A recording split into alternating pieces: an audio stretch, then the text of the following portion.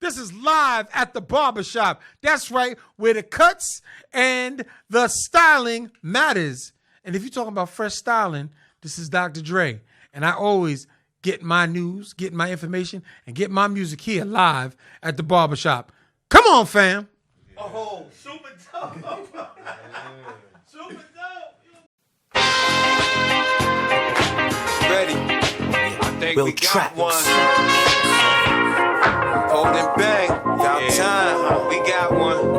Ain't shit changed. Nah. Time to shine a light on. Just got better.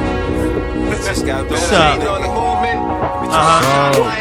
Live, we back. Reason to come out. Yeah, it's What's the up? season. Niggas gon' dumb out. I'm riding Oh, with my yeah. gun out just in case I got a bug out. I'm running with the What's going on, hate. Cause people? I ain't bring the love out. I'm cold in the Bob Shop streets, is open, even man. when What it's up? hot out. My mind fully Shop, loaded, so what's you good know I with took it? the slug What's going route. on, man? I'm in How's it for the everything, bag. man? Aw, Already man. at the cloud. The work A lot I put going on in the no news, need to B. talk Yeah, a about. lot of stuff going on. You got wildfires, water mains breaking.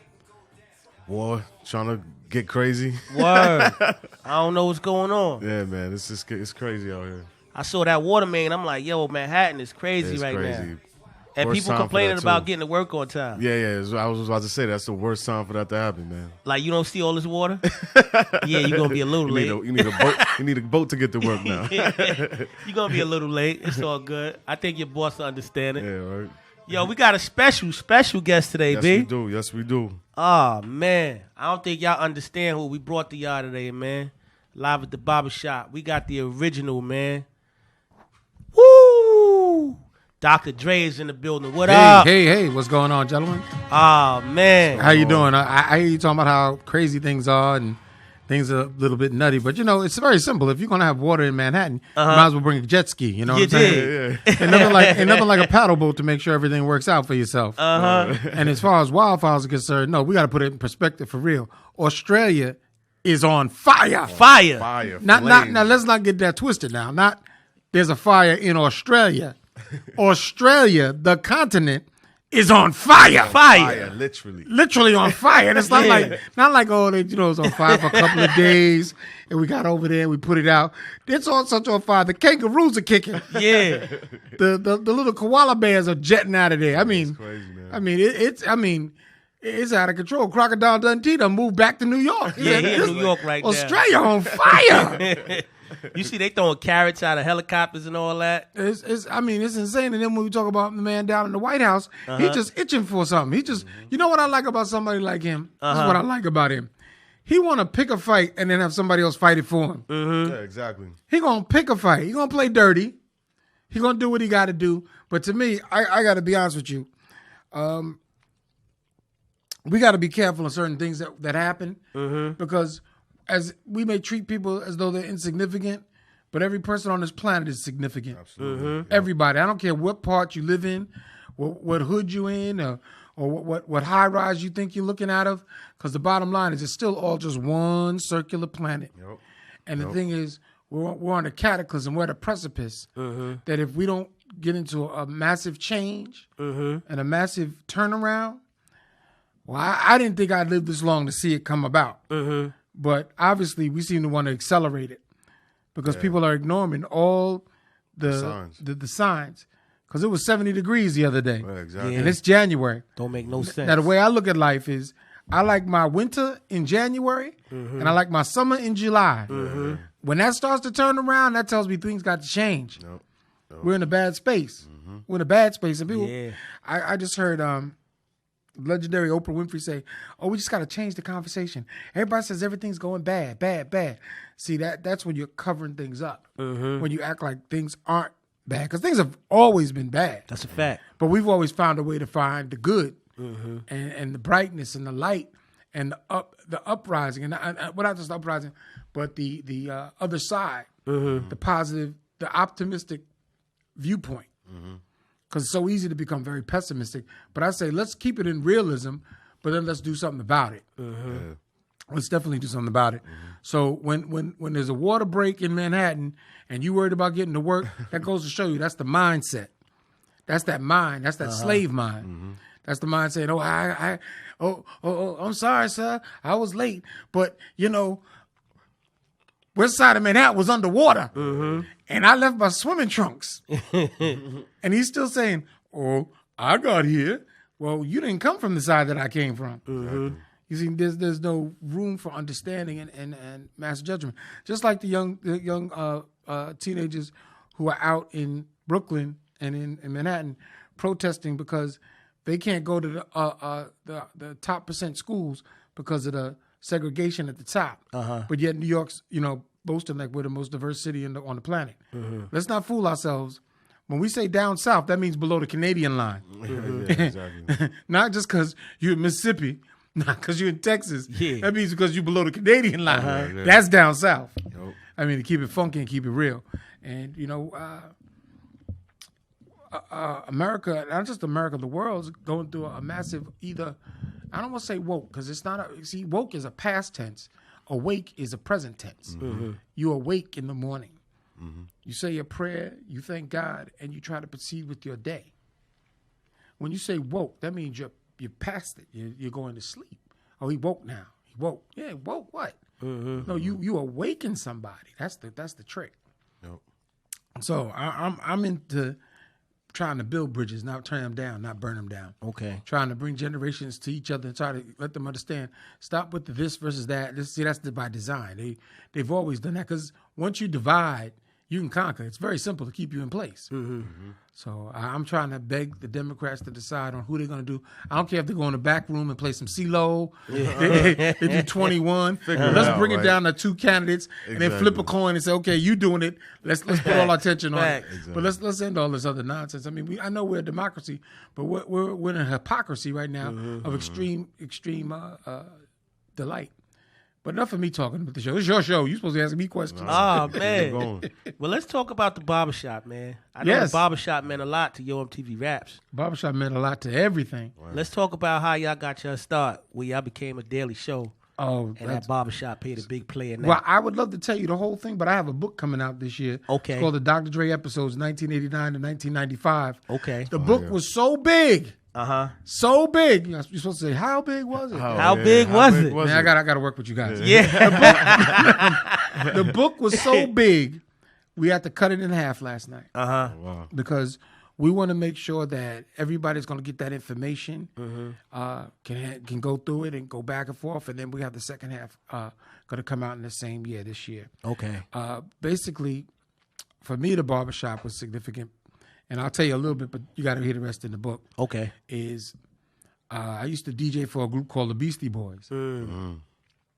Well, before their License to Ill album. And my group, Original Concept, was signed to Def Jam at the time, because I worked at a groundbreaking radio station on Long Island at Delphi University called WBAU 90.3 FM. And I went to school with a guy named William Bill Stephanie and another gentleman by the name of Carlton Ridenauer, a.k.a. Chuck D. But back then we called him Chucky D. Wow. And another gentleman by the name of Harold McGregor, also known as Harry Allen. We were all in the same black music class. But I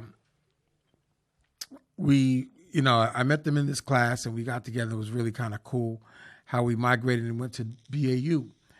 And doing BAU and being a part of the Beasties for a while, I met a gentleman by the name of Peter Darty. Okay. Who worked at MTV, and I was DJing at a loft party in the city back in the day, back in the early 90s. It had to be late 80s.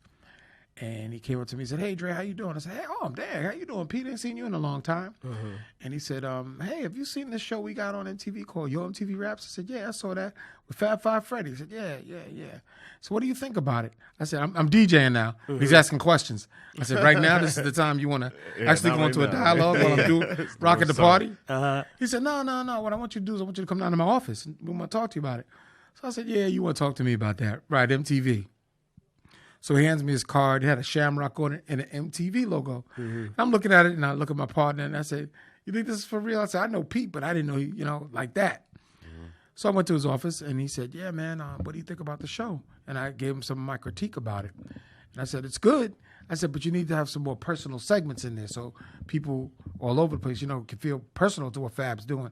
Because he's in one place, but you need to throw to somebody else and give it a little, a different pizzazz to it." He said, "Really? So what do you think you can do?" I said, I can produce something. I can produce a little comedy, make it light, make it funny. He said, oh, really? So why don't you do that and call me up and let me see what you got?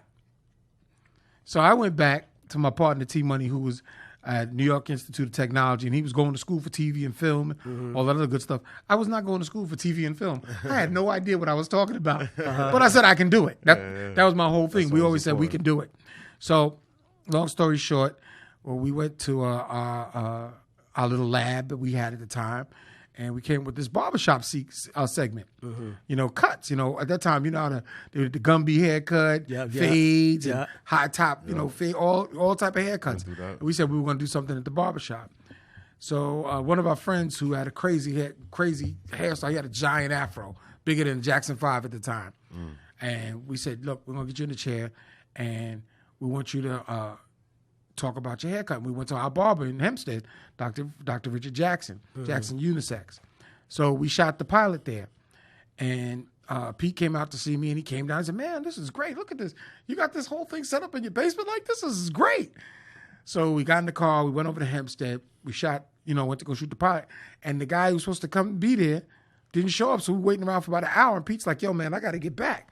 What's going on? So at this time, we did not have cell phones. So we weren't calling everybody on the cell phone at the time. Not like that. We couldn't afford the rate. So I jumped in the chair and I did the segment because I helped write it, so I knew what to do. So I did the segment. Pete taped it. Well, we taped it. And we gave him the tape. He took it back to MTV. They looked at it. They loved it. They said, this is great. This is great. Can you bring him in?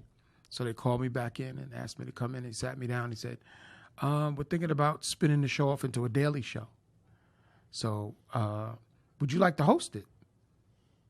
I said, what? He said, yeah. You're on TV, right? Do you want to host it? We're going to do it every day. I said, but I thought Fab was the host. He said, no, Fab doesn't want to do it. He wants to just stay on the weekends, travel with the show, and that's about it. He doesn't want to commit to a 5-day show like that. And I said, really?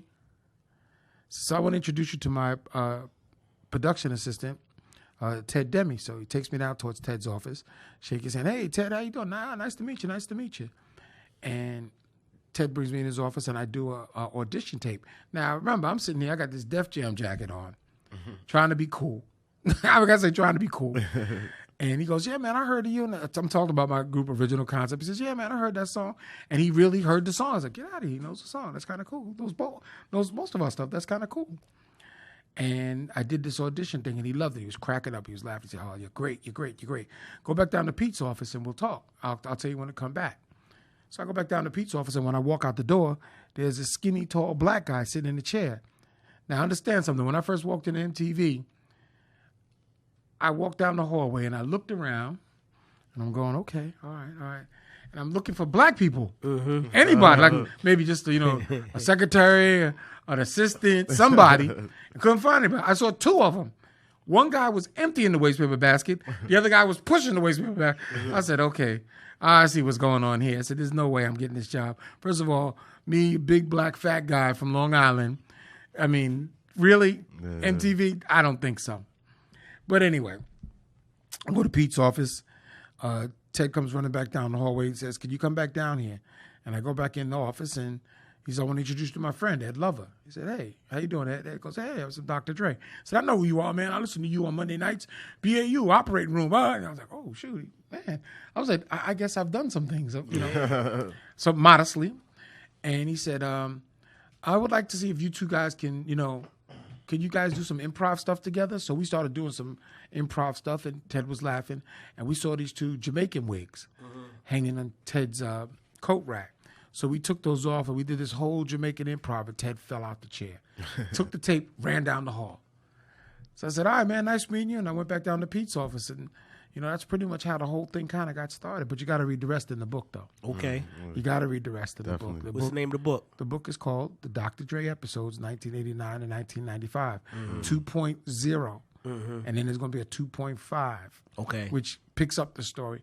Because when I first started putting the book together, and I started a publishing company with my friend Chuck D, and he said, Dre, you tell great stories, but we don't need an epic right now. Just give us a short story of, some of the fun stuff that you tell. So I did. I didn't know it was going to be that long. It turned out a little longer. But the transcribers, and they said it's just a great story. And it's like, we don't even know where to cut it. Where do you want to cut it? I said, if you cut this, man, I will shoot you. Straight up. But no, I understood being reasonable, and you listen to the editing process and you understand how books are made and how they're put together and how they come out. And I understood why it had to be cut in half. So it's really going to be a really good read. And where it cuts in half, it's going to make you want to buy the second one immediately. So it's a really good, I think it's a really good book. You know. Well, let's talk about the show, Yo MTV Raps. Okay. I know they had one in England, a Yo in England. Well, it started in England. And that's where Peter got the idea and brought it back to America. Okay. That's in the book. So you're killing me. The book is about my life on Yo MTV Raps. That's what that's why it's 1989 to 1995. Yeah, so we're not talking It starts where we got started, and it ends the last episode of Yo MTV Raps, our Today Show. That's what it ends. It does that big giant cipher that everybody talks about all the time. That's what the book's about. Well, I know you guys were the first guys playing music. Yes, I did that first. That was my suggestion. Also in the book, I have to promote the book. That's my job. Got to promote that. Basically, when I went in, I was talking to Ted. We went to go do our first week show. I said, Ted, is that your turntable? He said, yeah. I said, bring that to the set. What? Bring it to the set. I got an idea. He said, really? So he brought it to the set, and I bought my mixer, plugged it up together, and I bought a stack of records with me. And I said, check this out. And I started playing records. And then he said, yo, can we do that? I said, I do this all the time on the radio. I said, MTV doesn't do this at the time. Nobody was playing music under we were never called VJs at all. That was like the common thing, VJs. Okay. We were always called hosts. So Ed and I were always considered co-hosts. Fab Five was considered the host of Yo MTV Raps. Because, it made us, first of all, it stood us out from everybody else. And when we started doing Yo, the one thing we did, it was funny, Ed and I used to always say, well, this is probably the last week of shows. And then we were like, we got a good summer job. Summertime's over. What are we going to do? Well, it's nice meeting you. I mean, we kept getting renewed. So we were in shock. Because every week we were expecting, that famous phone call. Oh, well, you guys were good, but it's time to change. And, so we took it for what it's worth. But one thing, because of my training from WBAU, is I always brought my creativity and my desire and my passion for making something different. And that's the one thing we got from doing Yo MTV Raps. And I got to give big credit to Ted for allowing us, because he ended up being our on screen, not on screen, our director, and became the producer of Yo MTV Raps. And Ed and I's chemistry was very unique, because we didn't know. People still don't believe that we didn't know each other from, Yeah, I thought you guys can of paint. too. Well, yeah. Nah, but the thing is, we both had that passion. We both had a better understanding of each other. And the more we spoke, and I think that's the reason we lasted so long. If I would have known Ed, like with a history, and then brought onto, we would have probably something would have happened crazy. That I don't know. But because we didn't know each other, everything we did was a discovery. Everything we did, everything we tried. And then when you got a certain balance, and people were calling us like the Abbott and Costello of hip hop and all those other great things, we took that to heart. And then it wasn't that we went out to try to, we're going to outdo Fab Five Freddy or anything like that, because when they wanted us to take his show, we said, no, Fab must stay. Because you need a balance. You need one guy who does it this way, and then you need what we do. And we were the only two out of all these different shows that propped up after us, the Rap Cities and all the other things. We were the only two, and we were the most animated. And the beauty thing about doing MTV at that time, when we played a video on MTV, it played across the country. So you didn't go, they're playing a video from Brooklyn, or they're playing a video from Miami, or they're playing a video from Compton. No, it was Yo MTV Raps. So when you saw it, everyone was the same. And that was the beauty of what we did. And the thing is, we programmed that show. It wasn't like they just gave us the videos and we walked in there, we just talked about it. No, we sat there, we programmed it. We watched every video that came in. We programmed every video. We fought for a lot of videos. And that was probably the building blocks of our relationship and our growth. A lot of things they leaned on me about, well, Dre knows, Dre does radio, Dre knows. And I said, yeah, I know some things, but let's also try a lot of different things that weren't being done on the air. And, to to Ed's credit, my own, and even when I brought my original concept partner T Money onto the show as Yo Mailman, you know, we understood. Shit, I forgot about We understood what to do because of, like I said, the invaluable training at BAU, and we just had a reunion earlier last year, permeated everything I've done so far. Okay. Because when you do that from the love and the heart and that place, you're not getting paid. And I tell people these stories all the time. I used to work New Year's Eve at a radio station and go to catch New Year's Day. And I used to work Christmas Day and Christmas Eve. And when you do enough of those and you're out in snowstorms and rainstorms and you're making sure you're there on the air so that the audience, that your fans are paying attention, and you're interviewing all these different people. And at this time, it wasn't what it is today. So we had a certain...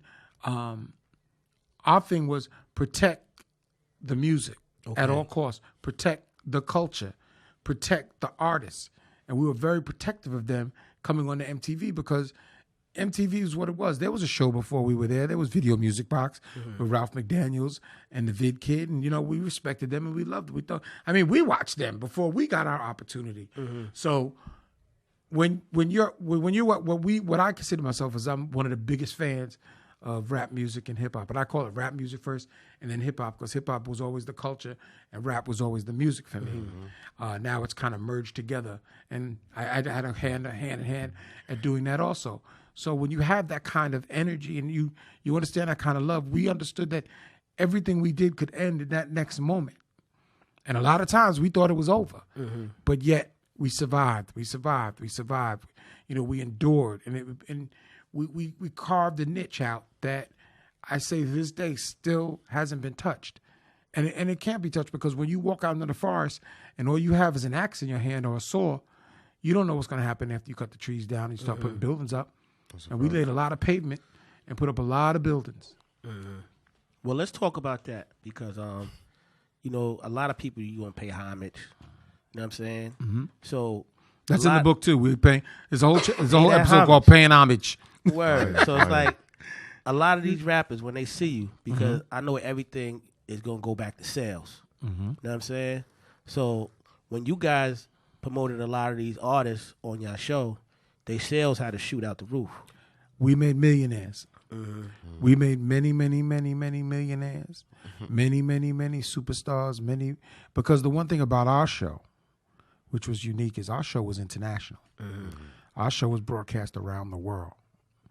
We used to get letters from different countries in Africa, Ghana, Nigeria, Ethiopia, Kenya. We used to get letters from Japan, South Korea. We used to get letters from China, letters from Europe, different countries in Europe, from Belgium, England, France. Matter of fact, Ed and I, we did a show in St. Petersburg, Russia, called the White Nights Festival. Okay. 500,000 people out there that we performed in front of with Salt and Pepper. So when we talk about the effects of us doing Yo MTV Raps today, which is our show was called Today, we tapped on something that didn't exist.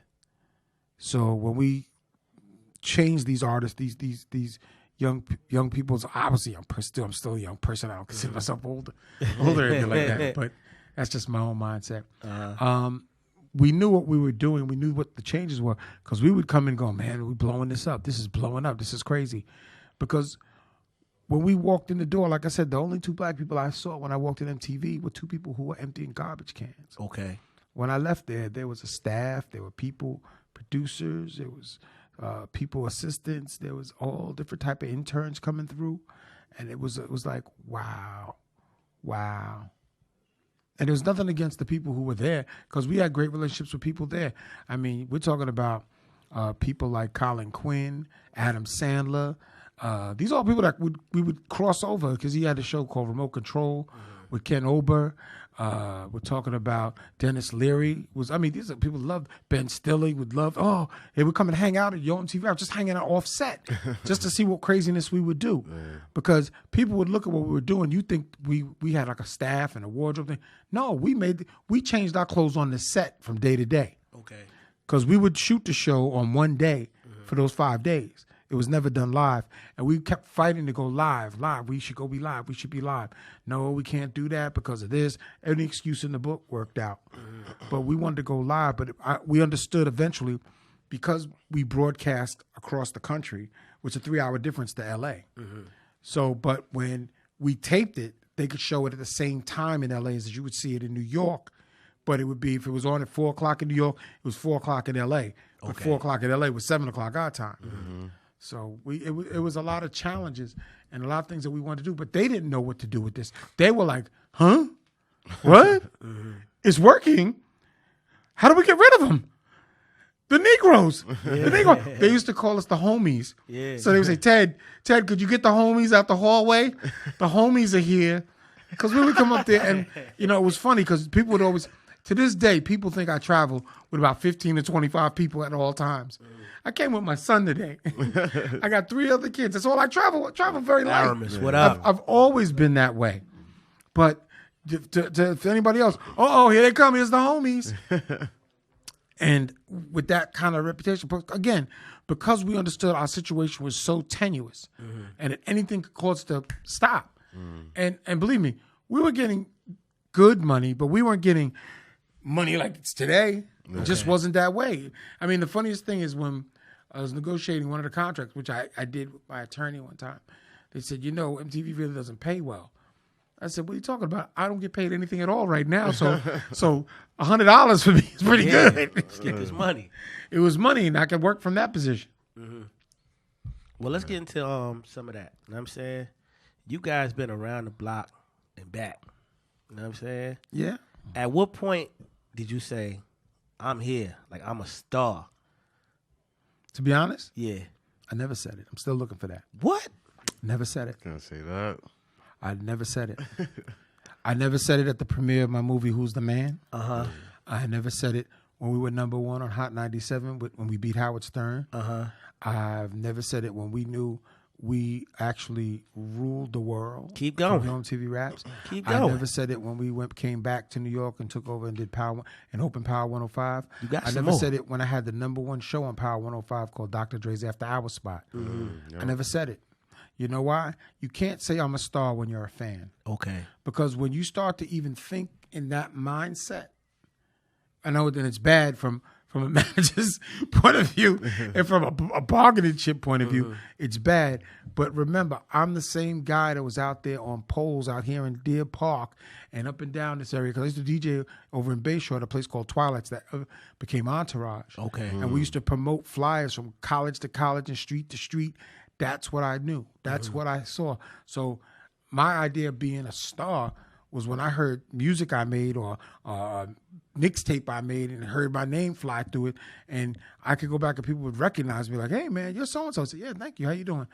And I've been with a lot of very big heavyweight names that I can roll off like thunder. I mean, I worked for ESPN2 doing a program called Cold Pizza in the morning. Yeah, and I went in there with no expectation from them to think this was going to work. Matter of fact, it was a favor from my agent at the time to say, give him a little shot to do this. And I did what they call DVD reviews of the what do you call it segments they had there, with the B-side segments, all the crazy stuff on the side. That was my job. I turned that into becoming almost a host on ESPN. Okay. Because when I interviewed people on the red carpet for the Oscars, the Grammys, the Golden, I mean, the list goes on. And the reason I got such attention is my bosses who were there with me didn't understand who I was until they started seeing reactions on the red carpet. So when a Matt Damon comes up to you and hugs you and starts doing this and talking, they're like, how does Matt Damon know him? This guy, How does Ben Affleck know him? Who is this guy? You know, and when I can get Halle Berry to come up and kiss me on the cheek and, you know, we giggle and laugh, and you're seeing this on TV, they're like, who is this guy? Yeah, exactly. And they start saying, wait a minute, that's Dr. Dre. You don't know who he is? He's from this, that. And then they start running the resume down. It's like, we didn't know. But the thing that got me a great opportunity at ESPN, I was leaving the show one day. It was the dead of winter. It was about double brick outside. I mean, minus 200 degrees. And they had this big tractor trailer trying to get people to go to Brazil on the beach. And it was a transparent tractor trailer and had sand and beach chairs. Had about 8 beautiful, gorgeous women in bikinis.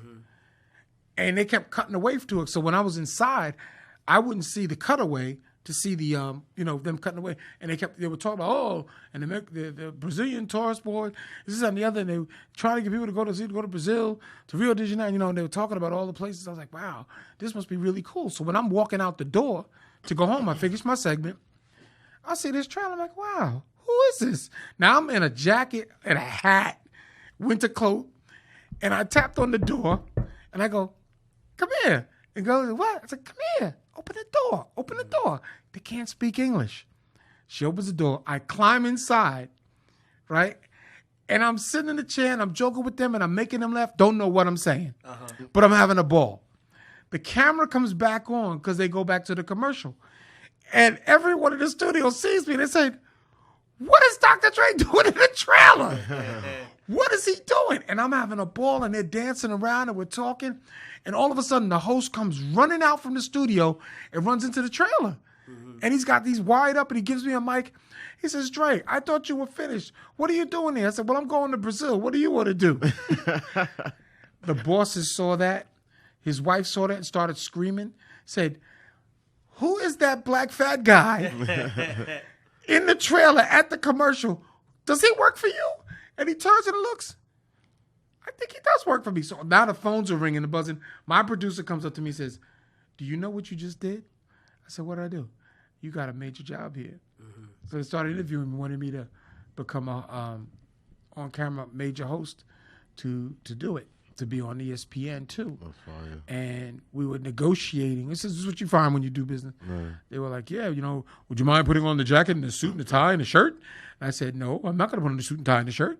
So why not? I said, because then you're not hiring me. You're hiring what you do. Yeah. I said, why don't we do a compromise? I'll put on the jacket, but I'm going to put on a black mock neck.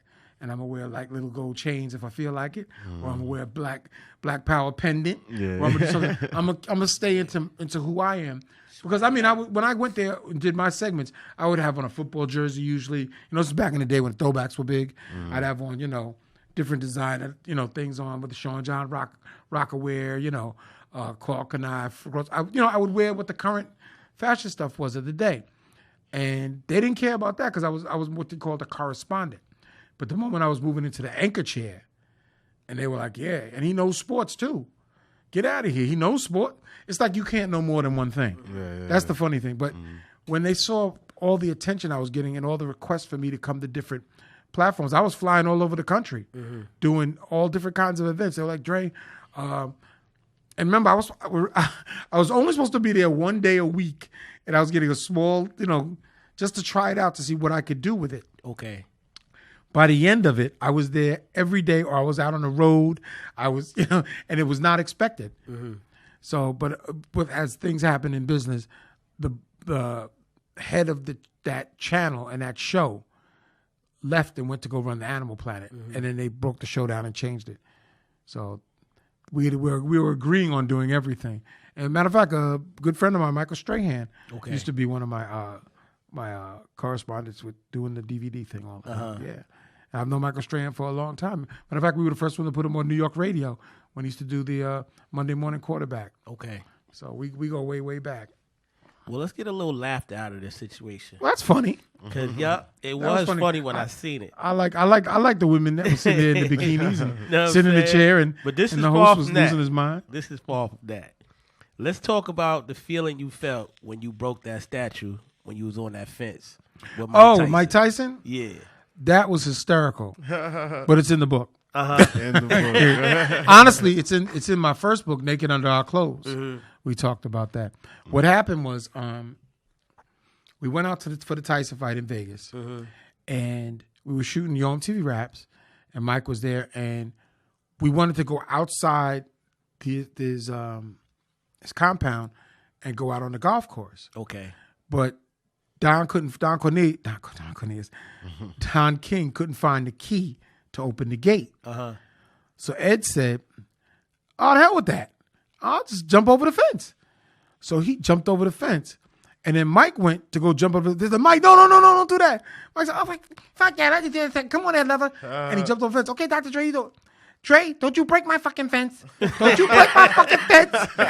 So I went to climb up the fence, right? And I'm sitting there, I'm trying to anchor my foot because it's like one of those fences that at the top there was no bar. It was like in the middle.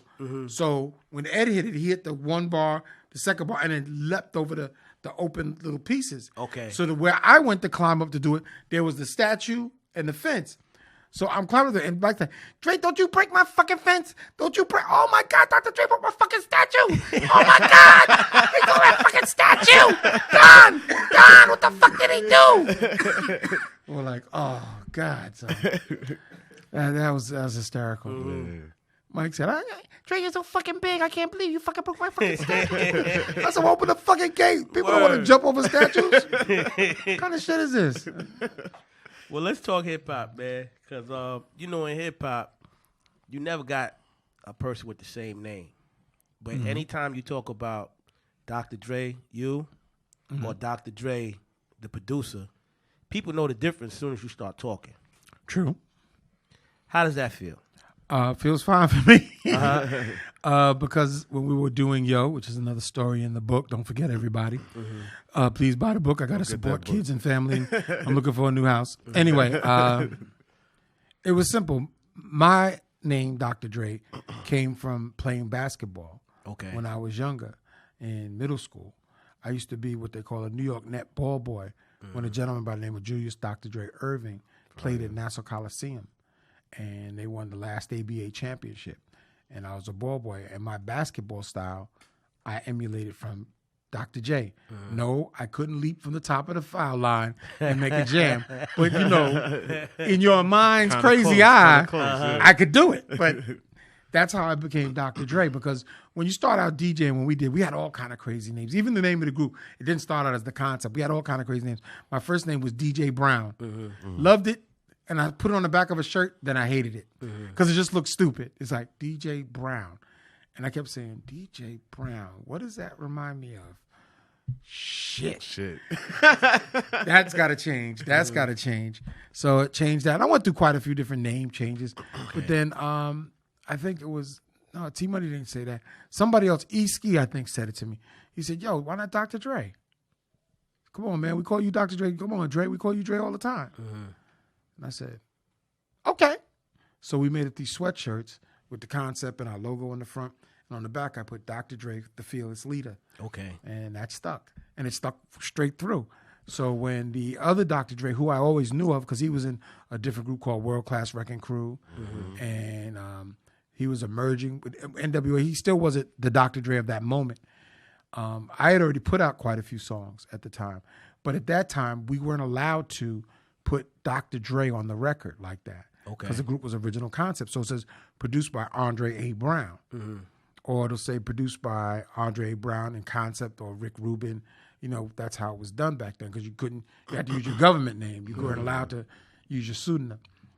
So when Ted came to me and said, Dre, I got to talk to you about something. I said, what? There's this guy named Dr. Dre out there with this group, NWA, and they got this video. You think we should play it? And I thought about it. I said, yeah, why not? He said, yeah, but he got your name. No, he doesn't have my name. That's Dr. Dre. I'm Dr. Dre. What's the problem? What's the problem? Well, it's up to you, man. If you don't want to, we could. I said, no. Why would we ban him for a name thing? That doesn't make sense to me. And to me, because of the way like I said, come up involved with rap music and hip hop, you don't do that. Okay. You put it out there and everybody, even like T-Money, there's how many T-Monies in the world? Yeah, exactly. T was real pissed off. Ted Money? Why you got my money? Relax, man. It's T-Money, whatever. But the bottom line is it doesn't matter. It's like if you're who you are and the world understood too, even to this day we get confused. And it's, there's Big Dre and then there's the other Dre. This Dre's got billions of dollars. This Dre's still Big Dre. It works out.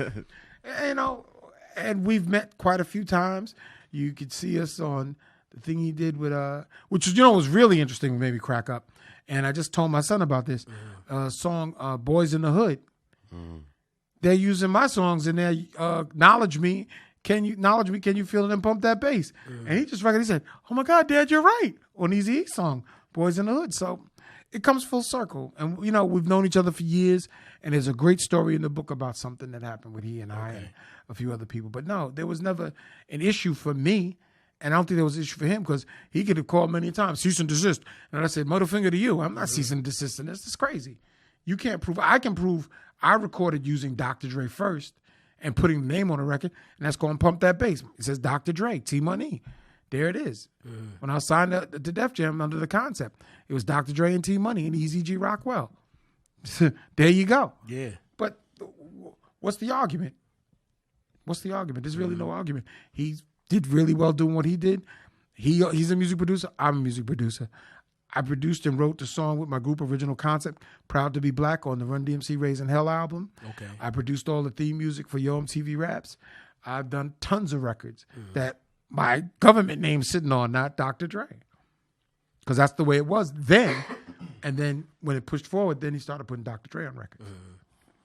Well, let's talk about some of the that Raising Hell tour. Some good times that you had on that. That's in the book. Well, the book, is it a no, audio book? It's not. It's going to be both. Yeah, that's dope. It's going to be both. That's dope. Well, we got DJ Shavi in the building. Yo, what's going on? Shavi, you got a question for Mr. Dr. Dre? Yes, how you doing, Mr. Hey, Dr. Dre? hey, DJ Shabi. Who's the Man? Great movie. I thought we was talking about Raising Hell. He just jumped to Who's the Man. Who's the man? I'm not going to answer. I'll answer Raising Hell, but Who's the Man? It's in the book. But no, go ahead. Go with whichever. No, I you just go. love the movie. Like Raising Hell. how was it like putting it together and finding Crazy different the hip hop artists to come and you had the cast was crazy, man. It was a good. It didn't start out that way. That's the whole thing. Okay. When Ed and I wrote the story, we came up with the story. We had the barbershop theme in it, and Ed came up with the idea about the Oil in Harlem thing, which I thought was crazy. But the bottom line is we wanted to play cops. Okay. But I said, if we're going to be cops, it's got to be real. It's got to be, and I always said, it's got to be as good a cop as Eddie Murphy's Beverly Hills Cop. It can't be just ridiculous. We didn't want to be Keystone Cops. We wanted to be, it had to play straight and then let the comedy come from that. And when we got the idea going and we went to our agent and we talked to our manager about it, they liked the idea. Then we got with a writer named Seth Greenland and he helped write the screenplay for it. And can't think of the woman's name. Give me a minute. Maynell Thomas and another famous person from Motown. I can't think of her name. It eludes me right now. But anyway, she was the one who used to take care of the Jackson 5. And she had a big production company, and they put us together with my manager and her company, and that's how we got Who's the Man on the road to be done at New Line. Suzanne DePass, that's her name. Okay. I don't know. I'm getting now. I'm starting to show my age. I'm starting to forget names. But Suzanne DePass and my manager Charles Stetler and Maynell Thomas, and we put the movie, the production side of it together. But we wrote the story, and Seth wrote the screenplay, and then we went and talked to Ted, and we talked to different directors. Now the cool thing about Ted was his uncle is an Academy Award-winning director named Jonathan Demme. And we all knew Uncle John, and real cool. And he wanted to do a movie with us. So when we wanted to start doing this movie, MTV was begging us not to do it. They wanted to do a movie with us first. But we were like, nah, we saw that movie you did. They did this thing called, I can't think of the name of it. But it was about this guy, Joe's Apartment. That's what it's called, Joe's Apartment. Yeah, Joe's Apartment. You remember that movie? Yeah, I have no idea about. See? Yeah, with the roaches. Yeah. Joe's Apartment. We were like, we are not doing a movie about roaches. That ain't happening. That's so atypical black. No. So that's why we went hard with the cop thing. But we were thinking like more, detective cop thing. But they said, no, it'll be great. It'll be great. You guys will have on the uniforms. It'll be so cool. And this, that, and the other. So we said, oh, okay, well, it sounds like a good idea. We'll go for it. And the whole academy thing, to make it funny, going with Police Academy, trying to bring the humor out of it. Right. So we wrote, all the cast was done. I mean, as far as the story was done. But the other artists got involved because we were always having an issue with New Line keeping the project afloat. So we said maybe we'll get a cameo. So we definitely cast Salt and Pepper in the movie, and that was cool as love interest. And we started saying, well, why don't we bring different artists that we know and have them do cameos in it? So we called Yo-Yo. Then we called like Pepper came in, and then all of a sudden, before Ice-T even came in, Ed had been on tour with Criss Cross hosting their shows. Okay. So we called up Jermaine Dupri and we said, would Criss Cross want to be in the movie and do a cameo? They said, yeah, we'd love to do a movie. You guys, come on, anything for you guys. And they came in, and that when New Line saw that cameo, they were sold, and they let us do the movie. Super dope. But that was the first scene we had to shoot, and then send that, what they call the dailies, back to the studio, and they were like, they're in. They got Criss Cross. And Criss Cross, remember, number one group at the time, black, white, purple, orange, young, old. Yep. We put them in the movie. It worked like crazy. So then the Ice-T's came aboard, KRS-One, Run DMC, Flavor Flav, Dennis Leary, and the list goes on and on and on. Then everybody was calling us trying to be in the movie. Yeah, right. Bushwick Bill was in the movie. We had the late great Guru was in the movie. Late great also Bushwick Bill. So that's how that happened. It's like, see how one little thing starts, and then you get one people to see it. Then everybody's like, how come I can't be in it? How come I can't be in it? Lines around the corner now. And from the beginning, when we first asked people to be, oh no, we want to see what you're gonna do. Yeah. So that's how the artist got involved. It was a classic, man. But that's in the book too. Okay. Well, let's fast forward a little bit. I was at the Barclays, saw my little man Aramis on stage. I got a little excited, you know what I'm saying? 30th anniversary. Oh, man, that was super dope. Let's talk about that. The OMTV Raps 30th, the OMTV Raps Experience 30th anniversary show. Yep. Okay, what's the question? How was that? It seemed like it was a lot going on. Oh, there was a lot going on. It ain't seem like that show was going smooth. It was a lot going on, all right. that show, you know what? Thank God I'm visually impaired. Because I didn't have to see it. I had to live it. I had to play with, Aramis could tell you the story about how I had to fight to get on the stage. They're going, Dr. Dre to the stage, Dr. Dre to the stage. And the guy at the bottom of the stage going, no, you don't have a wristband. He's Dr. Dre. He don't have a wristband. He's Dr. Dre. You don't have everybody, the stage manager, everybody's yelling and screaming at this guy wouldn't let me on the stage. That's how crazy that night was. It was that crazy. But it was so many folks there, so many reunions, so many great performances. And I just enjoyed it from the chair. Okay. That was super dope. I was supposed to DJ, but that's a whole different other story, DJ Scribble. We'll talk about that later. Well, let's talk about some production. You still doing producing? I am. This year, after the book is done and the book comes out, matter of fact, my son is over here. He was kicking me in the leg when we were coming over. He said, you need to make another record now. You can make some records now. You should do some records. And I've been closeting quietly, thinking of what I wanted to do, and I have kind of known what I want to do now. And it's honestly, it's a great time to do it. And I don't have to worry about, is this going to be, will this match Lizzo? Will this match the other Dre? No, I'm going to do what I did always. I'm going to make what I make and put it out and see what happens. And if you like it, you like it. You don't, I'll go back in the studio and do another one. I'll hit it. At one point, I'll hit something that people like. Well, here on Live at the Barbershop, we like to uplift the new generation. So do I. And I know you got your son Aramis here. He does music, super dope. If you could tell him anything right now that you haven't before, what would you tell him? Tell him something I haven't told him before. Let's see. Stay in school. Told him that already. Wait till you're ready before you put him on the earth. Let's see. What can I tell him that I haven't told him before? Love God. No, I told him that too. I don't know. He'll tell you. I told him a lot of things. Trying to get him to hear it is another story. That's a whole different thing. I'm gonna tell you something I did tell him, but I'm gonna say it a little different. Let life come to you. Don't chase it down. Okay. Because you have time. That's your that's on your side. Because when I was his age, my father had passed. And when we were out there, like I said, hanging flyers in the snow and doing all the crazy things we did, I never imagined I would have done the things I've done. And as I told you, I don't consider myself a star. I consider myself a fan, an artist, and a creator, and a master builder. That's what I do consider myself. I am a master builder. So I would say to him that I haven't said to him before, become the master builder that you have in your mind. But let it come to you. You go to it and you work your artistry, you work your craft, but let it come to you, because there's so many different phases of life, as you know well yourself. When you go through any health crisis or anything of that, you start to see life a lot differently. It changes your perspective. It doesn't make you say, "Oh, I got this." Because see, what you do is sometimes you move so fast you forget to smell the roses. You have to smell those roses, man. Plus, you like to sit back and you like to watch a big butt and a smile walk by. Oh, yeah.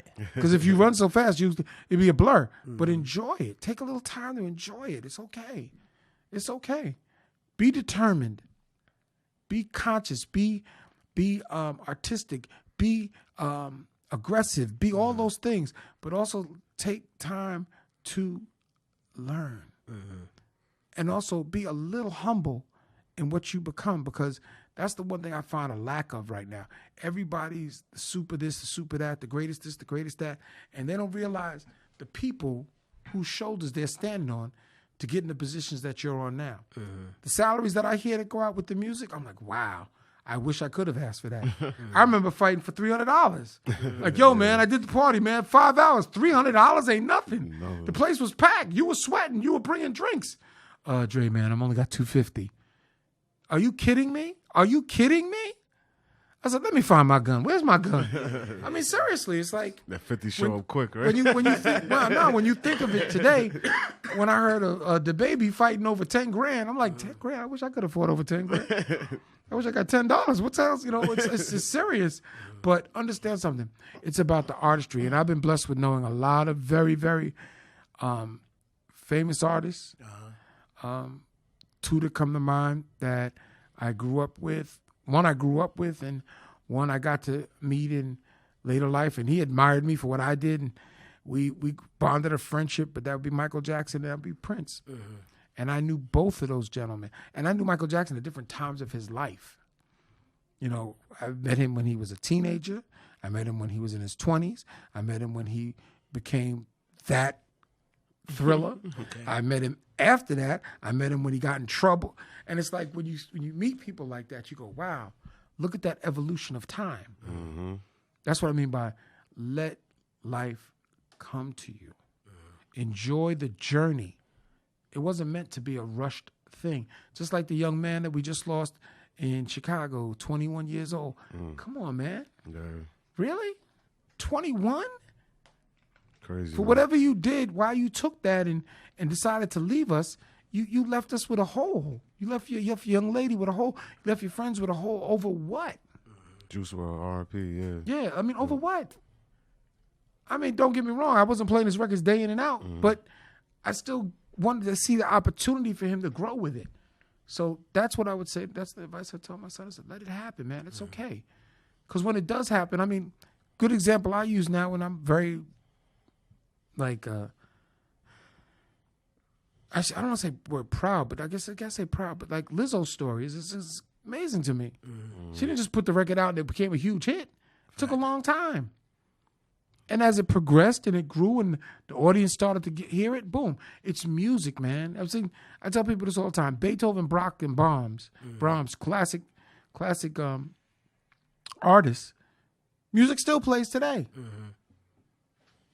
Paul McCartney from the Beatles, Elton John, Queen. I mean, I can go down a list of different artists.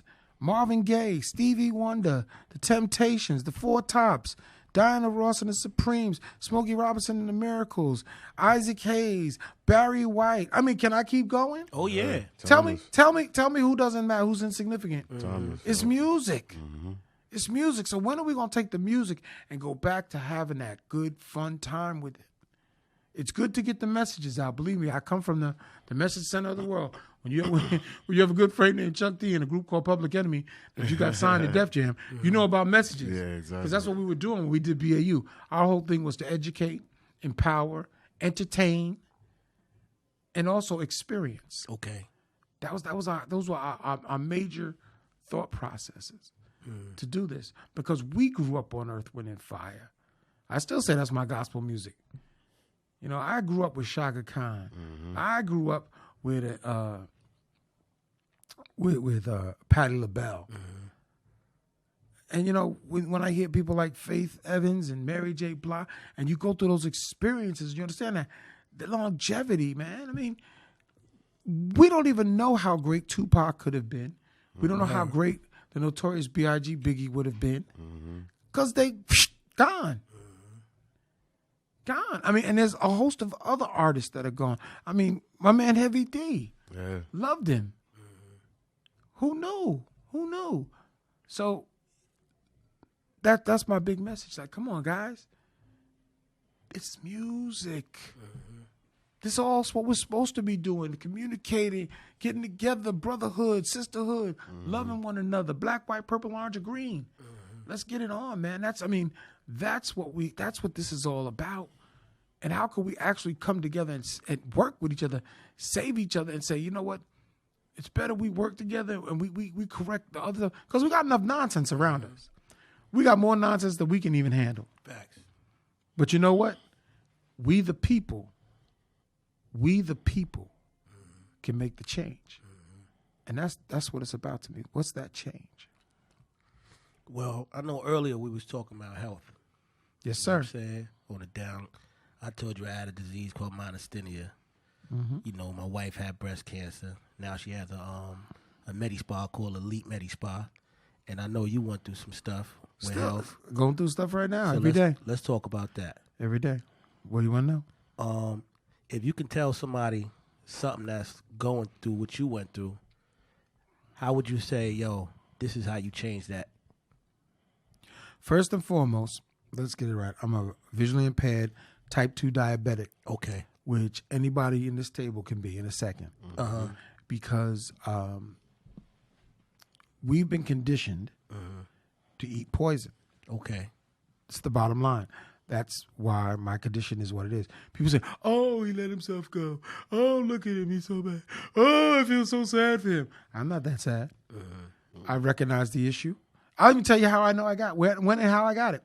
I used to do DVD reviews for ESPN2, and then I started doing movie reviews. Okay. So when you go to do a movie review, excuse me, I keep hitting the mic. When you go to do a movie review, they would give you a bag of popcorn and a large soda. And I kept saying, look, man, I can't have it, so I can take a Diet Coke. And I thought that was good. It's diet. It ain't going to hurt me. But Diet Coke is nothing but Coke. There's no such thing as diet. That's a nonsense term. It's a marketing term. And it took years to build up into my system. Many, many years. And as that did, I deteriorated and didn't know. So one day when I was at home and I was running up the stairs, I think either get Aramis or his sister, and I always told them, make sure you wear your slippers. Or put something on your feet. Don't run upstairs without your feet on. I went upstairs on my bare feet. I mean, with my socks on, and I stepped on a carpet tag. Okay. And that exploded in my toe, and I went and put Neosporin on. I don't know if y'all know about Neosporin back in the day. He sprayed it on, and I put a Band-Aid on it, and I thought it healed. And it looked like it healed. But then it got infected, and it kept growing and growing and growing, and eventually I found out I had diabetes. So they amputated my grand toe, my big left toe. Okay. And I started down that path. And as I went down that path, I never felt sorry for myself. I said, okay, what are you going to do now? What are you going to do now? You got to make some kind of changes. But I didn't understand what diabetes was. I've heard about it. I knew people who had it. I knew people whose families had it. But no one talks about it. It's like, shh, don't say anything. Yeah. You can't tell they got it. Because you can't. You don't walk around and your forehead starts blinking, diabetes. Diabetes. It doesn't work that way. I knew about type 1 diabetes, which is much different. It's more severe than type 2. And then I started doing research and getting a better understanding.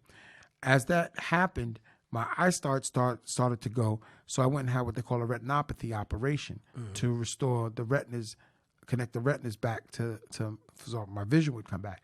And in doing that, that's how I lost my sight. Okay. And even to this day, when I've talked to different people who've been treated and had the condition reversed, they look at me and they says, you're very close. It's not going to stay. All you have to do is do a couple of things and it's going to turn, because I have what they call intermittent blindness. Okay. So at certain times, like right now, it's dark, but I can get up and stand up and all of a sudden I might see you. Okay. And I might see him. There's times I've sat here and I said to my son, hey, stand still. What? I see you. No, you don't. What am I wearing? I'm going, but I can see, and it flickers, and it flickers out. So the point I'm trying to make is that most of the diseases that have been recognized in the United States, around the world, are created by man. I won't sugarcoat it. Okay. They're created by man. Because when you're born, you're not born with cancer. You're not born diabetic. Even if your mother has diabetes, it's a deficiency from the pancreas and the insulin, and you have a drop of sugar. Some people have low sugar. Some people have excessive sugar. All depends on what's going on with them. But then it can normalize. Okay. Because your body itself is an infinite healing machine. Because when we're born, you're not born with a little pack of pills on the side. So just in case you get sick, take one of these. Yeah. No. We're all born, and I don't mean everybody's born perfect. There's children that are born with many, birth defects and disabilities that happen. I'm not trying to say I have the universal cure. I know I've now talked to so many different people from the holistic side to the pharmaceutical side, and the one thing I know from the pharmaceutical side is that stuff's no good for us. I'm on it, and I'm fighting my butt off to get out of it. And I read a lot of different books about it, and they all have a common thread. And you may have heard this before. Gotta stop eating meat. Facts. Not, I can have some fish every once in a while. Oh, no, I can have this. Oh, I can have some of this. You gotta go plant life. And not diet, just everything has to change. Because by the nature of our teeth, we're not carnivores. Okay. We're herbivores. So We're naturally herbivores. So when you start to change that inside you, this thing called your body starts to react and starts to change. It starts to do crazier things. Because when I go to the doctor, I know I'm there because I'm paying his insurance bill. And making sure that that's okay. But the bottom line is, when they check me and they say, "Come on, Mr. Brown, what are you doing?" I said, "What do you mean, what am I doing? Your numbers are so good." I said, "Yeah, they're supposed to be good." "Well, why aren't they good?" "Oh, but I mean," we were like, "This is amazing. What are you doing differently?" "I drink water." And that's a big key too. You got to drink water. Not water, then you pour something in it and you shake it up so you can have the taste and the flavor, or the sparkling flavored water. That's not water. We are plant-based carbon systems. In other words, our bodies are designed to ingest water. Why do you think it's such a tragedy what happened in Flint? With them screwing with the water, the government screwing. Why do you think it's such a tragedy what happened in Newark? Why do you think it's a tragedy here on Long Island? We keep acting like we don't have a water problem here on Long Island. Yes, we do. Yeah. You don't know what you're drinking. There's someone else telling you what you're drinking. We don't go out there and say, "Excuse me, let me test the water. Hold on. pH is okay. We can take it. We can drink it." And here's the other fun fact that I'm just going to let you know. Just because you get a bottle of water and you take a shower, you might as well drink the water coming out the shower. Because your body absorbs all that water. Facts. So I have a thing called the Health and Wellness Revolution. Let's break that down. Health and Wellness Revolution. Not, okay, we're going to do some protesting. Not doing no protesting. Oh, we're just going to sit and yell and scream and holler. Not going to yell, scream, and holler. We are going to revolt against this system in this country and around the globe. Because we're talking about, there's so much food on this planet that people cannot get to because it's designed that way at cost. So when you go into the Whole Food store and you go in the produce section and you decide to buy the kale and the leafy thing from there, you say, "Hey, this is great, and I spent $6 more." But then you go into the bodega and you pick up the same thing and it's $3 less. You don't know what truck it came off of. exactly. How do you know? So you have to get back into getting the proper nutrients, the minerals, and put that back in your body, and then your body will heal itself. It really will. I was just on the phone with a representative of a doctor who just recently passed away, who came up with infinite cures of all this. And I use the word cure because that's the word they use. or reversals is a doctor named Dr. Sabi. You ever hear of him? Yeah. Dr. Africa? Yeah, I'm in contact with these folks. Well, Dr. Sabi had passed away, but I just went through a seminar dealing with their people. So I have this health and wellness revolution that we're going to do, and we're going to have this huge event that we're putting together as we speak now. And I'm getting doctors and optometrists and podiatrists and nutritionists and holistic doctors and pharmaceutical. I say, let's put everybody in the room, put them on the same table. And let's talk about and let's just throw it out there Nope. so that people can make a choice. I don't want to say my way is the only way. And I don't want you to say your way is the only way. What I want to do is find the best ways we can work together. Because somebody might be doing something a little different. Like what you just said you had. That could be taken care of, believe it or not, naturally without one pharmaceutical pill. And that's the one thing I was talking about with the doctor, the people from Dr. Sabi. I said, should I stop taking the pharmaceutical stuff? I said, no, you take everything with your thing, but I suggest you take what we do an hour first and then take that an hour and a half later because you're going to purge. Like we take better care of our cars than we take care of ourselves. We go out and buy better clothes for our kids than we do for their health care. We don't pay attention to that. And because what I'm going through, I have no regret. I have no anguish. I'm not a despair or depressed. I don't know what I'm going to do next. No. I got a huge, huge, huge thing to do in my life still. And I had a one-on-one talk with God, and he told me, no, you're not going nowhere. I got so much more for you to do. You think what you did before, it's nothing compared to what you're going to do. And it's not just a United States thing. It's a worldwide thing. It's worldwide, yo. It's worldwide because everything that we need to heal ourselves is on this planet already. Okay. It's not hidden. But when you go to different agencies in this country, they're now starting to block that stuff from coming in, the herbs and stuff. See, if we take more time to learn about how to take care and to change our things, that I do all the time. I learn one day at a time. There's a book I'm reading called Eat to Live. Another one called The Fast Food. I forgot the name of that one. But Eat to Live is start there. Okay. And it's so simple. The doctor said it's so simple. He said, stop eating processed meats. Stop eating red meat. Stop eating chicken. Stop with the fish. Stop with all that. Because see, what you don't know is like with the red meat, what they do with the cows, they ingest the cows now to stay bigger so that they lactate all year round. That's supposed to lactate all year round like that. So they give you milk. So drinking milk is like poison. Because first of all, as human beings, we're not supposed to drink milk. Another animal's mucus, because that's what milk is. Then it's processed and it's pasteurized and homogenized and poisonized, and I call it what it is. I mean, people, the milk. That's why I started drinking almond water. They're like, "What's that?" But I'm gonna give you a big tip now. Soy, get away from soy. I just found out last night. Soy is no good for you. Yeah, soy's not good. It destroys your reproductive. So I said, "What? I can't have soy no more." Well, back to the almond water.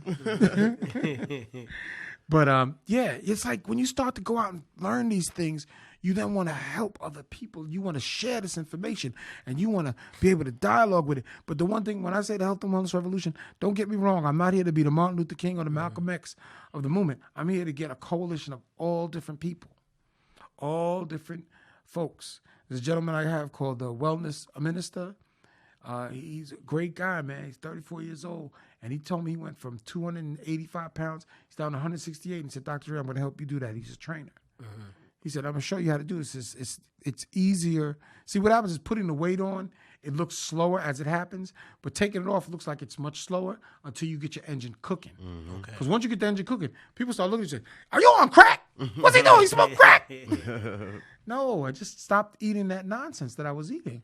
I mean, don't get me wrong. The 4 for $4 at Wendy's is a beautiful thing. The Biggie Bag is great. McDonald's got 2 for $5. Man, you don't know. I want to leave and go, maybe I'll just go get some McDonald's real quick. Get up here. But I say when I go to do that now, I go, well, who am I hurting? Does McDonald's really need my $5? Or they going to do all right tonight? Because the guy who owns it probably don't even eat it. Ray Kroc has made so much money that it's between the Catholic Church and McDonald's are the greatest landowners on the planet.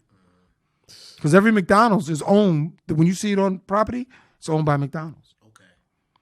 And McDonald's is everywhere. Everywhere. You can go into the deep, dark resources of the world, and you'll hear da-da-da-da-da. Yeah. What? It's a fact. Buckaloosa somewhere. So look, in Jamaica, the island, West Indies, my family's from Jamaica, my father's side. Big so up. we're Boop, boop, Jamaican. boop.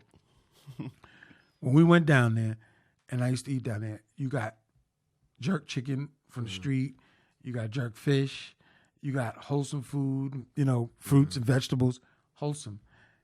As soon as Wendy's and McDonald's came in, Jamaicans started dying by because they were dying to get in. Here's the ironic thing of everything, which made me crack up. And I did it too before I had to let it go. It was rough. I had to let it go. When I saw people standing on line in the rain, Oh my God. for a goddamn chicken sandwich, Popeye Oh, my chicken God. I said, sandwich. I have seen it all. Now, I remember when I saw the line at Chick-fil-A, I said, this Chick-fil-A must be cracked. Crazy, yeah. Because white folks, black folks, Jewish folks, green folks was online at Chick-fil-A for a chicken sandwich. But then Popeyes came out with their chicken sandwich. Word. And my son said to me, Dad, I said, what?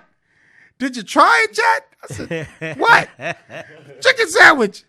I just got one. I was at the mall, and I got one from Popeyes. And it wasn't a long line. I said, are you for real? Now I'm coming out. We got to go get a chicken sandwich. So he came out to the house, went over to Popeyes, and the Popeyes didn't have a drive-in in Westbury. And I said, look. He said, there's a line. I said, is it long? He said, no, it's not that long. I said, okay, I gotta try this. You gotta get a bite, right? I had to try this chicken. He said, no, you gotta get both. You got a spicy one. You got the regular. I said, okay, I'll give it a shot. I keep saying to myself in my head, It's a chicken it's sandwich. a chicken sandwich. Yeah. What the hell? I got it, and can I say, God, this is a hell of a chicken sandwich. What is this?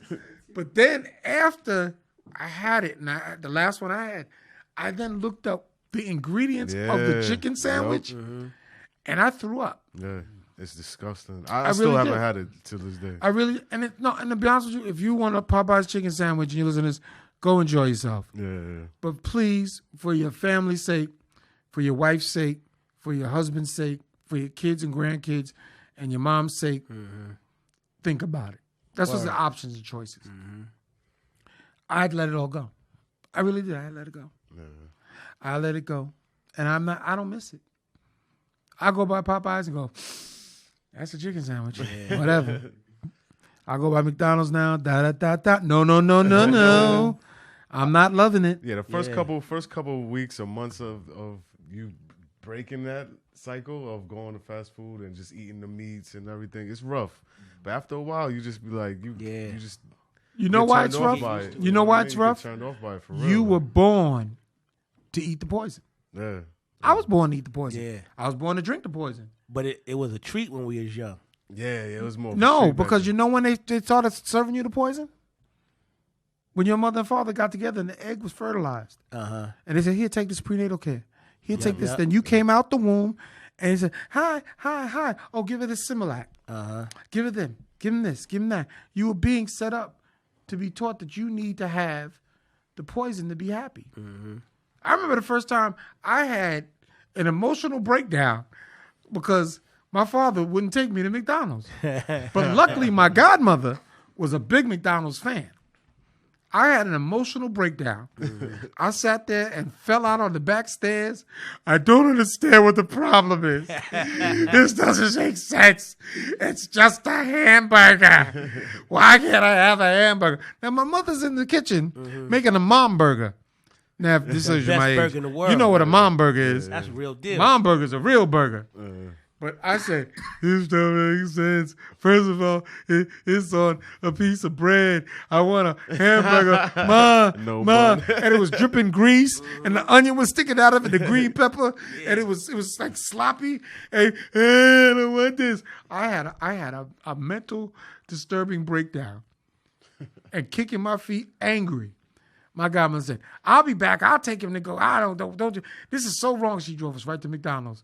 And I went, da-da-da-da-da. Word. I was hooked by the clown. They had the clown out there. They had the Hamburglar, Man McCheese. You name it. I was hooked. What happened to his crew? They died of crack. They died. They had massive coronaries. The Hamburglar, he disappeared. You don't see none of his crew no more. Grimace, stop smiling. Word. Man McCheese, put the hat away. You can't live off that stuff like that. Even the Wendy's girl said, "No, I can't do this no more." Took a picture off no, I can't do it. But see, and you also got to be careful because I guess just how you do your research and you start to really pay attention to what we're putting in ourselves. I was a big fan of the Whopper Impossible Burger and Impossible Meats because it was supposedly plant-based meat. I mean, not meat, but plant-based burger. That tastes like meat. And it tastes like meat.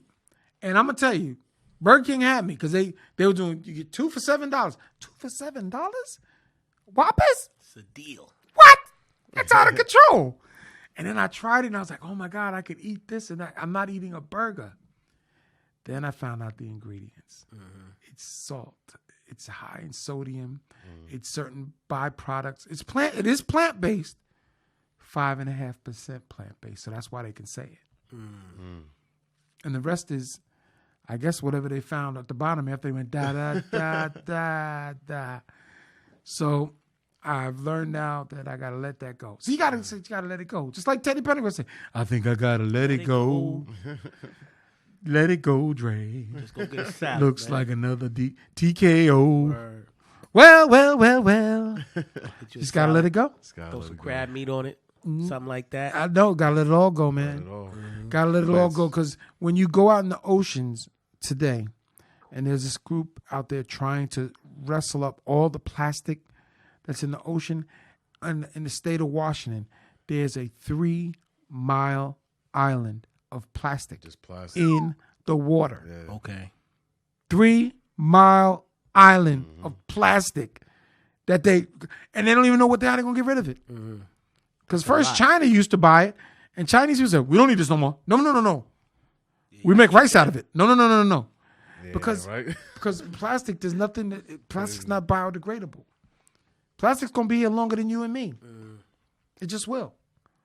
So when you eat the fish, and they cut open the fish, and you see a Sprite tag on it, where the Sprite, what the hell is this?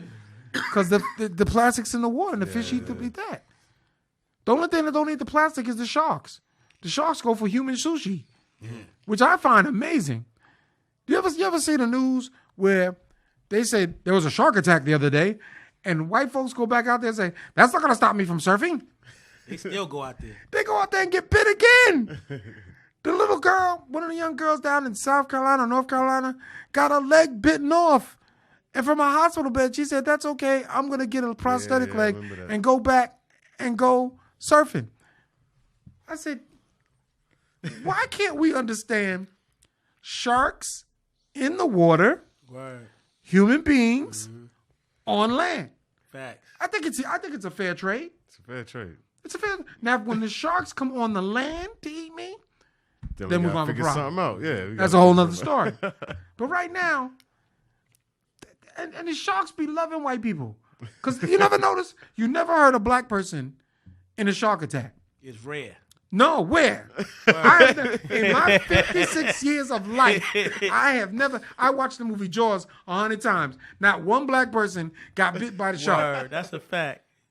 Even when they did Jaws 3, and Louis Gossett Jr. was there, he got away from the shark. Word. The only one I saw get eaten in the shark was Deep Blue Sea LL with Samuel L. Jackson, with LL Cool J. But L survived. And Samuel L. Jackson was popping stuff off at the shark. What we need to do, dig deep. And the shark jumped up and told Samuel L. Jackson, shut the fuck up. And dragged his ass to the bottom. That was the only time something told Samuel L. Jackson to shut the fuck up. No, seriously. I watched that movie. Every time I watch it, I love that part. L's about to die. L's about to die. I love go. Nowhere in hell. When Sam gets it, I rewind it. It's like brushing my teeth. What we need to do, shut the fuck up. He's gone. It's like watching Executive Decision when I forgot the name of the actor, and he dies because he lets the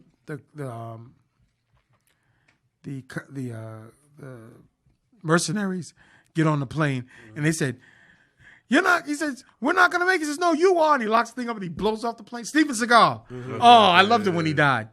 See, certain actors you love when they die because it's funny. But with Samuel L. Jackson, when he said, "I'm not gonna deal with no more of these MFing snakes on this MFing plane," oh my God, no, that was so funny. I hate that movie. But I loved when he did the speech. See, certain things you just listen for the speech and you turn it off.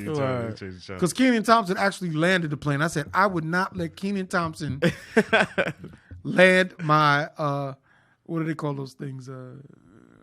Drone. I wouldn't let him land my drone. See, me, like, I'm a real movie buff. So the name of the movie sounds dumb. Snakes to me. on the plane. Snakes on the plane. I'm like, it turned me on too. But it was all right. It was okay. But you know what the crazy thing about it is? But you know what's crazy about that? They do put snakes on planes. Yeah. Under the cargo thing. So you don't know what. See, that's another thing that makes me think like, something's crazy because we really don't know what they check in under a plane. That's a fact. And here's where I know we're really out of our minds. Now they're letting people bring the dog on the plane with them and leave them in their arms. I say, excuse me, what? That's a dog. Oh, no, but it's my comfort animal. Well, honey, stuff it, and then you can carry it in your lap. Yeah, exactly. Next seat. But that's not supposed to be on a plane. Not next to me. First of all, animal, because when we get on an airplane, you go into a compressed tube. Yeah. So it's decompressed. So the animal's going to react in strange ways. You don't know what that animal's going to do. Might fart, might bite you. Because when its ears pop and, you know, it's smelling the same funky air that's been smelled. No. It's like we do these crazy things. So that's why I say the health and wellness revolution, it deals on that too. We deal from the climate change end. There's three parts of it. There's the VIC section, which is called the visually impaired. Okay. Ken. That's for people like myself and other people I know who are trying to bring forth things that we can actually do, but things that need to be changed to help us like anybody else. That's a law. You know, in America, everything that you do, it has to be done also for the people who have disabilities. Yeah. You can't say, oh, you have access, but you don't because you have a disability. Yeah. That's one part. The second part of the health and wellness revolution, my foundation, which is called Dr. Dre's Victory Foundation, is the Diabetic Avengers. And our goal is to find better ways to reverse the treatment in type 2 and better ways to deal with insulin for type 1 with a group that I deal with that's called Insulin for All, because there's so many people out there, seniors, adults, children who can't afford the insulin. Okay. So why does it cost so much? And it's helping people live. That's craziness. Yeah, that's nuts. That's just totally craziness. And the last part of the foundation is the health and wellness revolution, which, like I said, we deal on all aspects, from nutrition to fitness, to climate change, to gun violence. Because that's a problem too. Yeah. That's a major problem. In different parts of this state and other states, people are dying by gun violence for what? It doesn't make sense. Dumb shit. But the thing is, we're perpetuating it because we're allowing it to continue and go on. So we have to try to put life first. Not, yo, I ain't scared to go. I'm not scared to go, but I don't want to go right now. Word. Well, what's the purpose of that? Yo, man, I ain't supposed to make it past 22. What are you thinking? Where does that thought process come from? And that comes part of the health and wellness revolution, because we've been doing things so archaic for centuries.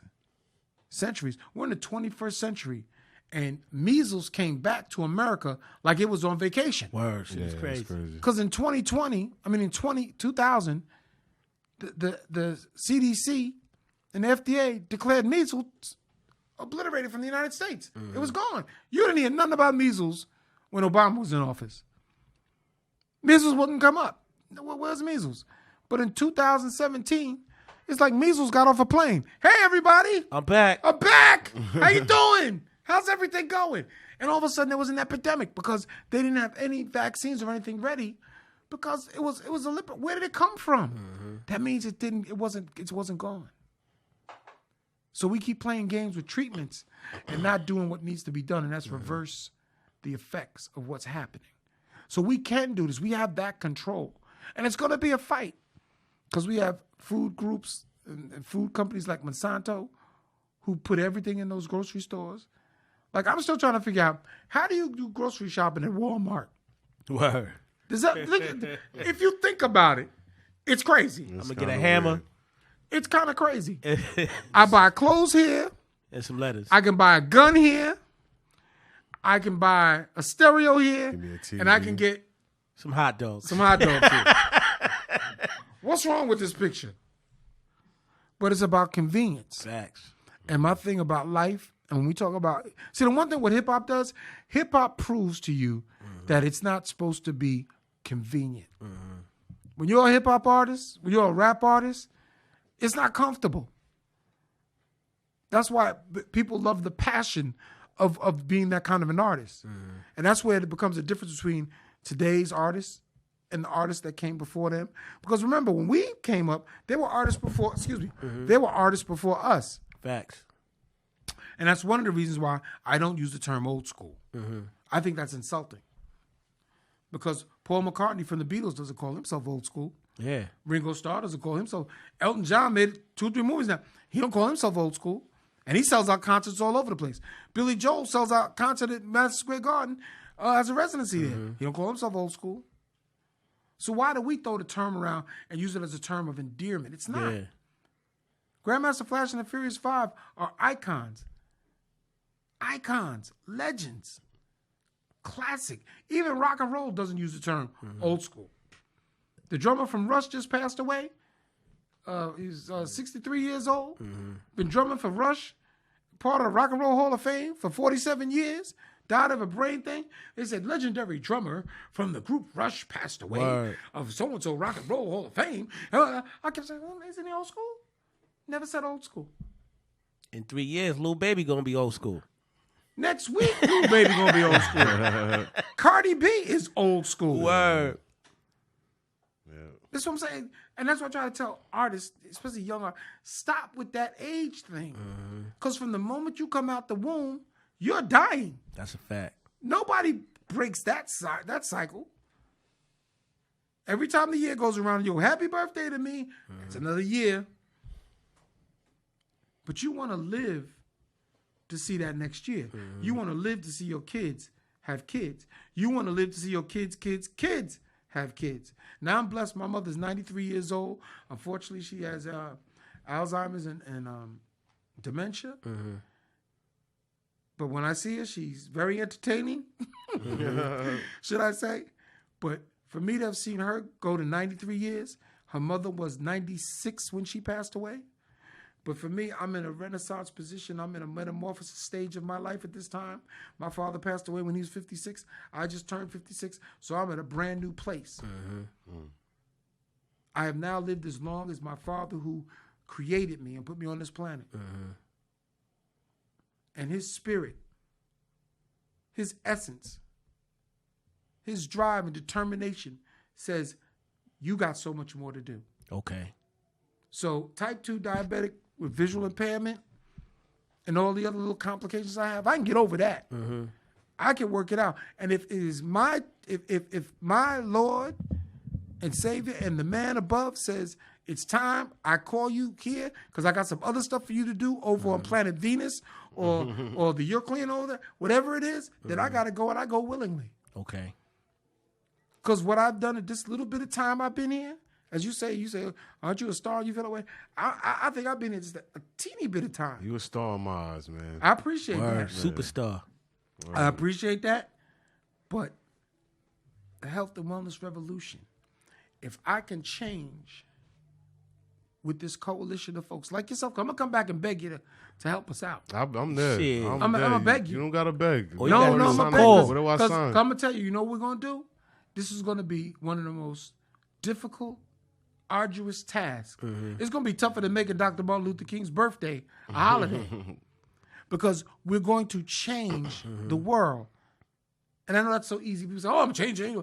No, we're going to change the world. I'm going to change the world for something that has never been done before. Never been done before. You got 2 soldiers right here. How many blind men do you know is going to publish a book, going to go out there? I have to do there's a day in Connecticut they dedicated to me in Bridgeport on February 22nd, Connecticut Against Violence, which I'm going up to speak at every year. I think this year we have Rakim coming up to do a book signing, and I'll be up there for the weekend. And people say, well, why do you do that? I said, because I have no choice. If I don't do that and I don't show these young people, whether they know me or not, whether they've ever heard of the show or not, it's inconsequential. But I remember when I met Muhammad Ali 4 times in my life. Crazy. One time it was at the Kazuri Youth Center on Prospect Avenue, which back then was it called the Kazuri Youth Center? What was it called? Yeah, it was Kazuri Youth Center back then. And he came by after one of the fights, and he was, taking pictures with everybody. We're like, wow, Muhammad Ali, Ali. Then I met him 10 years later. Okay. And I remember the last 2 times I met him, it was very funny. He was doing a Parkinson's dinner, and I was there. I was working at Hot 97 at the time, and I went with Deneen Womack and Lisa G, and myself. We took pictures, and I saw him. He looked at me and said, he did this to me. I said, yeah, what's up, champ? And then he swung and hit at me. He said, no, you gonna hurt me. And he knew my name. Now, I'd met his daughter, Layla Ali, and Mimi Ali, the rapper, and I met all, some of his family. And he remembered, he said, because every time I see you, you're funny. I love you and your partner, you're funny. It does us right, but you're funny. And for the champ to tell me I'm funny, and this is a man I admire from being a child, growing up, and float like a butterfly, sting like a bee. Rumble, young man, rumble. You gonna tell me you're not a star? Come on, man. No, man, I'm humble, man. I'm so humble, man. You have no idea. You have no idea. From Mike Tyson telling me you broke my fucking fence to the greatest of all time. Yeah. Come on, man. I'm meaning Evander Holyfield. I mean, I can go through the list. But in my humility and my humbleness, it allows me to be here. Which that's what I say. He asked me, "What's the most memorable interview you just did?" I said, "I'm doing it now. I'm doing it now because live at the barbershop. The barbershop is where it all started for me. The Poor Man's Social Club. That's what we used to call it growing up. And I luckily I should have waited a little bit longer, but my son would have beat me down with a stick if I'd have come in here. I had an afro about this high on Saturday. My beard was full, and I went to my barber Terrace. No offense, man. You ain't invite me yet. Get a shape up and check it out. But and he tagged me up pretty nice. But I keep those kind of relationships going for a lifetime because I find it so important that we have to start celebrating the goodness in all of ourselves. And we have to fight for this planet. And fight for our existence because there's so many forces. And what's funny, the forces that are against us, they're just like 1 or 2%. But they make it seem like it's 100%. And we get I can't do that. And see, the thing is that let's just start screaming and hollering and protesting and walking around with signs. No, we have to hit them where it really, really hurts. One of my other goals of the health and wellness revolution is to bring the cost of living down. The cost of living down. Or just pay us more. No, man. No. Let's keep it funky. I'm gonna put it in the cartoon world. I said the animated world. Okay. When I grew up watching Batman on television, Adam West and Burt Ward. That's the role for you guys? Yeah. Bam. Right? Oh, Batman. He was Batman, right? Holy cow, Batman. Yeah. He was known as, check this out. Millionaire Bruce Wayne. The man. He was millionaire Bruce Wayne. I was jocking him because Batman had a car phone. Yeah. Back then. He was riding, he had the coolest car, and he would call a commissioner and had a red phone in his car. I said, I can't wait till I get a red phone in my car. And he had swag. And he had super swag. Until Bruce Lee whooped his ass. That's a whole other story. The Green Hornet. Yeah. But millionaire Bruce Wayne. Along comes Michael Keaton. Uh-huh. Guess what he becomes? Billionaire. Billionaire. Bruce Wayne. Then Christian Bale comes with Batman Begins. He's multi-billionaire. Wow. Bruce Wayne. I said, wait a minute, how come he can get more money and I'm still in the same place? That doesn't make no sense. But it does make sense. It goes to show you our cost of living for what we're dealing with is so out of control. Yeah, it is. And we do it because we think this is what you're supposed to pay for something. This is what it has to be this way. You have to buy this. I mean, I remember having a conversation with my friend Michael Jordan about Jordans, and I was sitting at his house. He ain't famous. Yeah, said, my friend Michael Jordan. Yeah. And we were friends for a minute. But I'm very serious. I said, Mike, he said, what? I said, we got to do something about the price of these Air Jordans, man. He said, Trey, what are you talking about? You get them for free. I said, I understand. I'm blessed. You know, Nike and you blessed me. I appreciated that. Thank you so much. But when I go out in the street and I see lines of kids who can't eat a lunch, but they're standing on line to buy a $300 pair of sneakers. Word. And you know, like I know, they're not all going to be you. But they have to have them. And then they buy these sneakers. They obtain these sneakers. They're happy. They get the bag. And they're walking home. And then next day they wake up in the morning. They're very excited. Very excited. Want to go to school. Want to show everybody what they got. They put them on. They go to school. People are, oh, man, you got the new Jordans. Oh, the Jordans. Yeah, that's hot. It's hot. Then on the way home, he's smiling. He's happy. He's like, hey, I got 1 A, 2 C's. And, oh, man, I got a B. We're looking good. But I got my Jordans on my feet. And then some dudes hop out of the back and say, oh, man, give me your sneakers. What? Give me your sneakers. Dude, I just got these. This is new Jordans. I know. That's why we taking them. You know what it is. You know what this is. And either A, he gets one to the chest, or B, he's walking home in his socks. So, Mike, what we doing? Oh, that's why I made Jumpman, because Jumpman's the affordable. I said, Mike, Mike. I like Mike too. What we doing? What are we doing? Facts. What are we doing? We're buying a car, a Bugatti. It's worth $1 million. Now let's talk about a car that you drive on the street. Word. Drive on the street, worth $1 million and change. Get an oil change or something. Right? Woo. But you're driving $1 million car next to a $32,000 car. Word.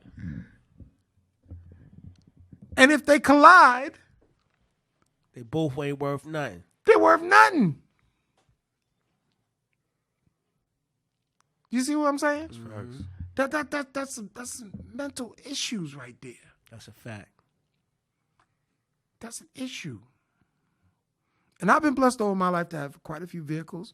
Now I'm blessed where my son is, takes me from place to place. Because you don't want to see me behind the wheel right now. That'd be a lot of fun. Word. Me and my partner Stevie Wonder driving the car. That's fun. But no, seriously, it's like when you start seeing this for what it really is, and you start actually placing it for what it is, we got a revolution, man. That's a fact. We have to have a revolution. And it will be televised.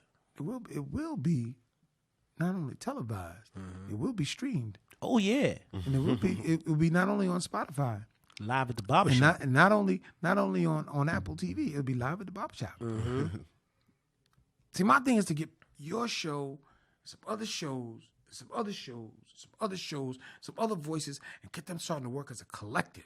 Let's do it. Doesn't mean everybody has to agree on everything. That's the beauty of this. That's the beauty of it. We got the right to disagree. But we can agree to disagree.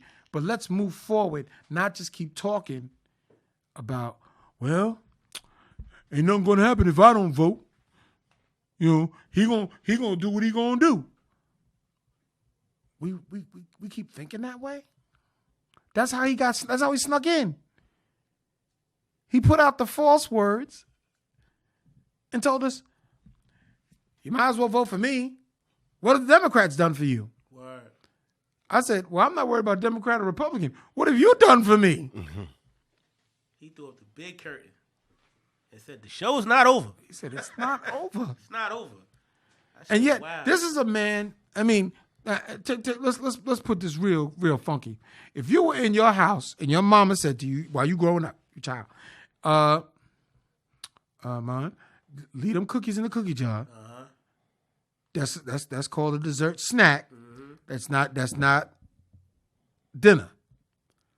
And you went in the kitchen when she went out, and she comes back in, cuts the light on, and sees you chewing on a cookie, crumbs on your chest, and your hand is in the cookie jar. And then you say, I hand ain't is no in the cookie cookie jar. And she goes, man, what are you doing? And you go, nothing. None. She says, didn't I tell you not to eat the cookies? I only And you had go, one. I'm not eating cookies. You got crumbs on your face, crumbs on your chest. Hand is in the cookie jar. I ain't eating no cookies, man. Word up. I'm talking about. What's that on your face? Nothing on my face. None. What's that on your chest? I don't know what you're talking about. But yet you have the unmitigated gall. The unmitigated gall to assassinate a world leader, whether you agree with him or not. Whether you felt he took American lives. But let's rewind that tape a bit. How many lives have we taken?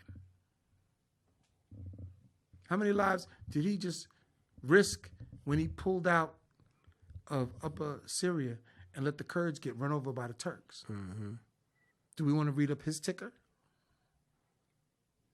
You see, we gotta work on that. So when we say that vote doesn't count, the registering ain't gonna matter, he gonna win anyway, then we've already lost. And you might as well go back to get the goddamn chicken sandwich. You might as well get on live at Chick-fil-A. Extra spicy sauce. I might as well get some sauces and peppers. Word. I might as well get the biggest pork chop when it's fried out the fryer. Some applesauce. I might as well get the ribs and enjoy them and wipe my barbecue sauce. Everything. Might as well. And go say yes, boss. Then, when we get another tornado in Brooklyn and a tornado spout off the Long Island Sound, I better not complain. Or, the last time we had a tornado was in, not Brentwood, Central Islip. Didn't we just have one of those last summer? Yeah, it was crazy. Tornado. Yeah, it was nuts. Yeah, we have over 492 tornadoes at the end of the year, last year. We just had 25 3 days ago. Word. So if that's okay with you, if that's where you want to go, hey, man, you're right. Your vote don't mean nothing. That's a fact. Jane Fonda's flying in friends to get arrested in D.C. to fight climate change. So you want to be an artist? When I was an artist, we actually did a massive protest called Sun City. They did a record. Remember that? Do you ever hear that record, Sun City? I got it. I'm going to tell you. You got to spark me. Let me spark you. See, back when South Africa was the king of apartheid. Now, you know what apartheid was, right? There was a part of South Africa called Sun City, a resort where they would fly in the artists and they would perform there. Okay. And only the white people could go watch the artists. That's crazy. So artists like Little Steven, Africa Bambaataa, and Run DMC, a whole bunch of made this giant record called Don't Play Sun City. And we went out there and we protested. And we begged people not to go to South Africa and not play Sun City. And they were offering ridiculous amounts of money. Remember, millionaire Bruce Wayne by then was a billionaire. Okay. So they could afford to, they just talking. I bet you're going to play for this this. You're going to pay for this. You're going to play for this. Yeah, people did. See, because that's always going to happen when you have a revolution. It's always going to happen when you have a movement. You're always going to have dissenters. People, oh, man, this ain't nothing happening. Well, how do you think it started that you got confused for so long? They didn't do it on this overnight. All what we're experiencing, all what we're dealing with, didn't happen overnight. It was a process. So let's reverse this process.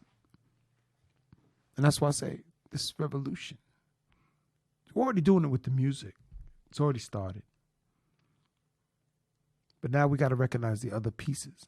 Okay. Because it's about life. It's about us taking care of each other. It's about praising our queens.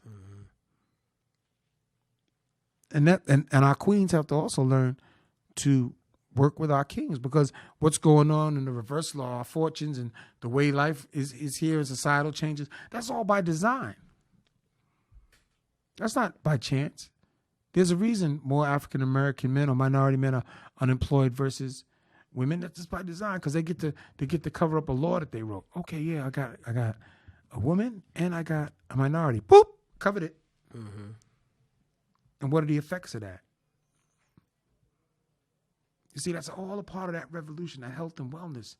See, people don't want to talk about that. People, oh, Dre, you're getting too deep. Well, I don't know when do you want to get the inner tube and start floating on top of the water. Word. My air tank's about empty. So I got to go back up. And if we're flying all these planes up and down, what do you think it's doing to our skies and the ozone? Like I said, Australia's on fire. That's not Alicia Keys. Bomba. Literally. And if Australia's on fire, what was on fire last summer? California, here I come. A city perished from the earth in California from a fire. Party done. Paradise, as well as they say, it was a very racist and prejudiced city, and nobody was upset about people of color because they wouldn't let you move there. But now, guess what happened? That spirit above said, "Really? You think you're doing? Okay, I'll just get rid of it." Next. So that's why I said this isn't a minority issue.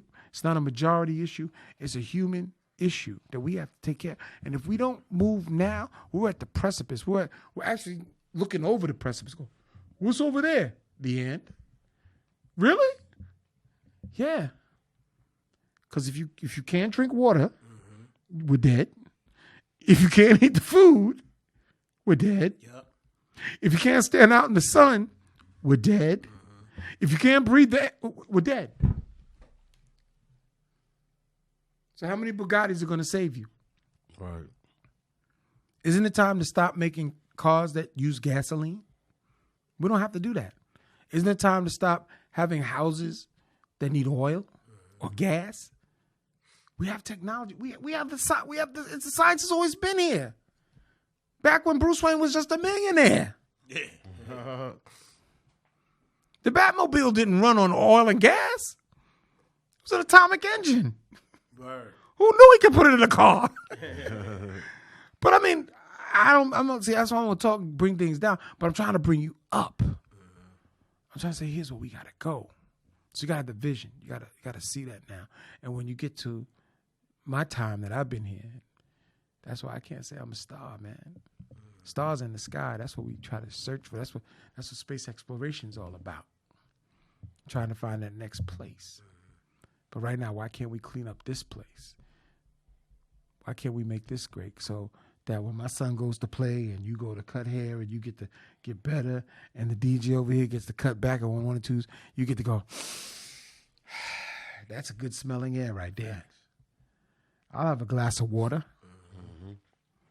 That's a good drink.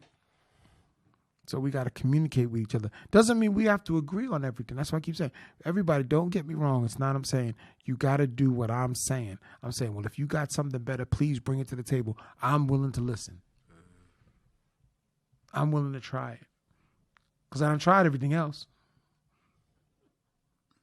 Like I said, where's Man McCheese? I don't know where he's at. Hamburger gone. Wendy's girl, she left town. Even the Burger King, he quit. Out of here. You know? But it's definitely 2 questions we want to ask you. Please. Before we out it. We love this question right here. What did hip hop give you? What did hip hop give me? The hip hop culture gave me creativity. It gave me a space to play in. Hip hop culture had me meet and become associates, friends, comrades with a vast amount of people. Hip hop gave me opportunity. Hip hop gave me love. Hip hop brought death. But hip hop is infinite. Hip hop is going to help save the world. That's part of what my health and wellness campaign is. Okay. Hip hop's going to save the world. And we got another part. Mm-hmm. We love the top 5 dead or alive. Uh-oh.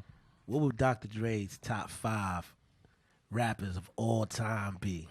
Dead or alive? Why do they always do this? They always want to top something. And okay, I'll give you what I call a summary, and you put them in any order you want. Okay? I'll give it to you just the way I see it. And you put them, it's going to be a little more than 5, but you work it out. Because I don't like saying this was number 1, this is number 2, this is number 3, number 4, number 5. Break it down, baby. In group 1, I'm going to say a young man that I listened to, which I was listening to on the way here. Kendrick Lamar. Hey. Pretty good guy. Pretty decent guy. I'm going to throw Drake on the pile. Okay? I'm going to throw Drake just because of his determination, his energy, and what he represents. I'm going to throw another gentleman on the world's greatest entertainer, Dougie Fresh. Hey. What up? Not just for rap skills, but for his ability to entertain the way he does. And I'm going to put on as a note to that, not any less, but Dougie Fresh and Slick Rick. Great duo. I'm also going to say Run DMC and Jam Master Jay, the late, great Jam Master Jay. Fire. And then I'm going to be a little personal and greedy, and I'm going to say Public Enemy, Chuck D. And I'm going to say also Boogie Down Productions, KRS-One. And I'm going to say Rakim, because Rakim is always everybody's favorite for record, but I'm including people who I watched perform. So I'm going to say Rakim for recording and his sense of style. And there's quite a few others out there. And I didn't put any females on this list for a reason, because I was going to do that as a sidebar. Okay. People, I'm going to go with Little Kim, Missy Elliott. I'm going to even throw Cardi B on it for what she does now, what her influences is that. I'll throw in Little Kim with Foxy Brown because of the fake rivalry. I'm going to say MC Lyte for what she did. And I'm going to throw something else that's kind of wild. But I'm going to say Queen Latifah and Moni Love for what, what they did. And I'm going to say Remy Ma. And I'm going to say Lady of Rage. She rocks rough and stuff with an Afro puffs. Hey, go on with your big old ass. You say that to her all the time. I love her. She's fun. I'm going to say Yo-Yo. Because they had time. Everybody had a time. Yep. So that's the other thing. I'm going to give big... And I'm sorry, it's not just rappers. I got to mix it all together. Because it is mixed together. Because when hip-hop hybrided more with rap music, like with Heavy D and Mary J. Blige's and Mary J. and Method Man. I mean, these are great songs and artists that work together. Can't let that down. Like I said, I could do from the Wu-Tang Clan to, I could break it ODB to Raekwon the Chef. I mean, individually, love those guys. I can do Tribe Called Quest. I can do, I can even say, honestly, DJ Jazzy Jeff and the Fresh Prince. People try to bluff on Will. Will had his own. Mm-hmm. He was not only the Fresh Prince, but he was also Will Smith. Think about that. Yeah. Yep. He was both. That's tight. That's tight. And he smoothed the hip hop game over, so a lot of artists could step in. Then I'm gonna say Common, because I like what Common says. Then I'm gonna say 2 Live Crew and Luke together like that, because believe it or not, they set the whole sexual revolution on fire in hip hop like that. I'm gonna say a couple of one hit wonders like Tag Team. Whoop, there it is. They're still making a check from that record. I'm gonna say Tupac, and I'm gonna say Notorious Big also. In their own ways. See, because it's difficult when you say make a list of 5.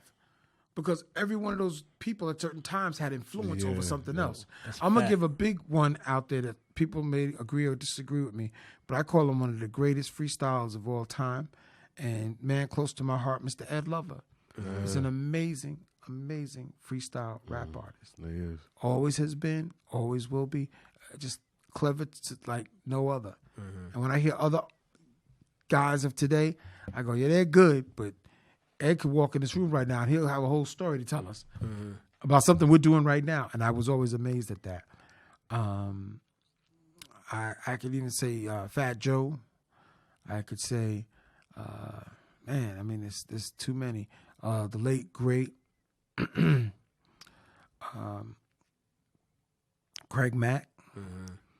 Craig Mack was, I mean, people know Bad Boy and say Biggie first.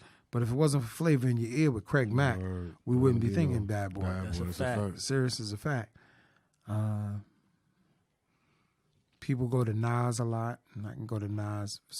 I like Nas at a certain point after, and you know he really became a very very well-rounded artist at the time. There's like I said, there's a lot, and people say, "Oh, how come ain't nobody on the West Coast, Dre?" Yeah, I can say Ice Cube. Ice Cube was an incredible writer, an incredible rap artist. And I single out Ice Cube over like with Dre and Snoop like that, because Snoop is also a very incredible artist in his own right. I love to say Jay-Z, but I say Jay-Z was built off of Biggie, and Biggie was still here. That'd have been an interesting dichotomy to see how that would have worked out. Yeah, so the E40s of the world, and even Digital Underground, the Humpty Dance. Everybody did the Humpty Dance. Word. Believe it or not. Big up to Exhibit. Oh man, and of course Outkast.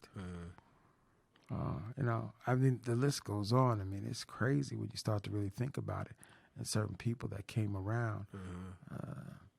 And you was there knee deep. Yeah, I was just explaining to somebody about the song we were listening to from Megan the Stallion.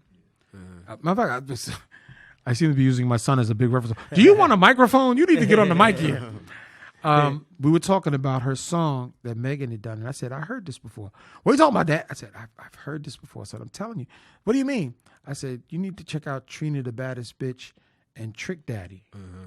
And he went and he flipped, and he pulled up the song. I said, he played. I said, whoa. I said, yeah, it's the same thing.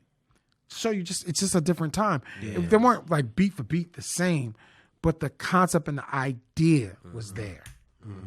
So I can't, like I said, when I say the best of this rapper and how this one did it, everybody had a time and everybody did a certain thing that made them significant. And I'm not as prolific with all the New York, because I don't know all the names as well as back then. Which honestly, right now, I don't know how anybody knows the names the way they are today. Right, But I mean, I don't know the guy who does a stinky leg from the other guy. I mean, there's quite a few guys out there that I like Chance the Rapper. I like, you know, different artists.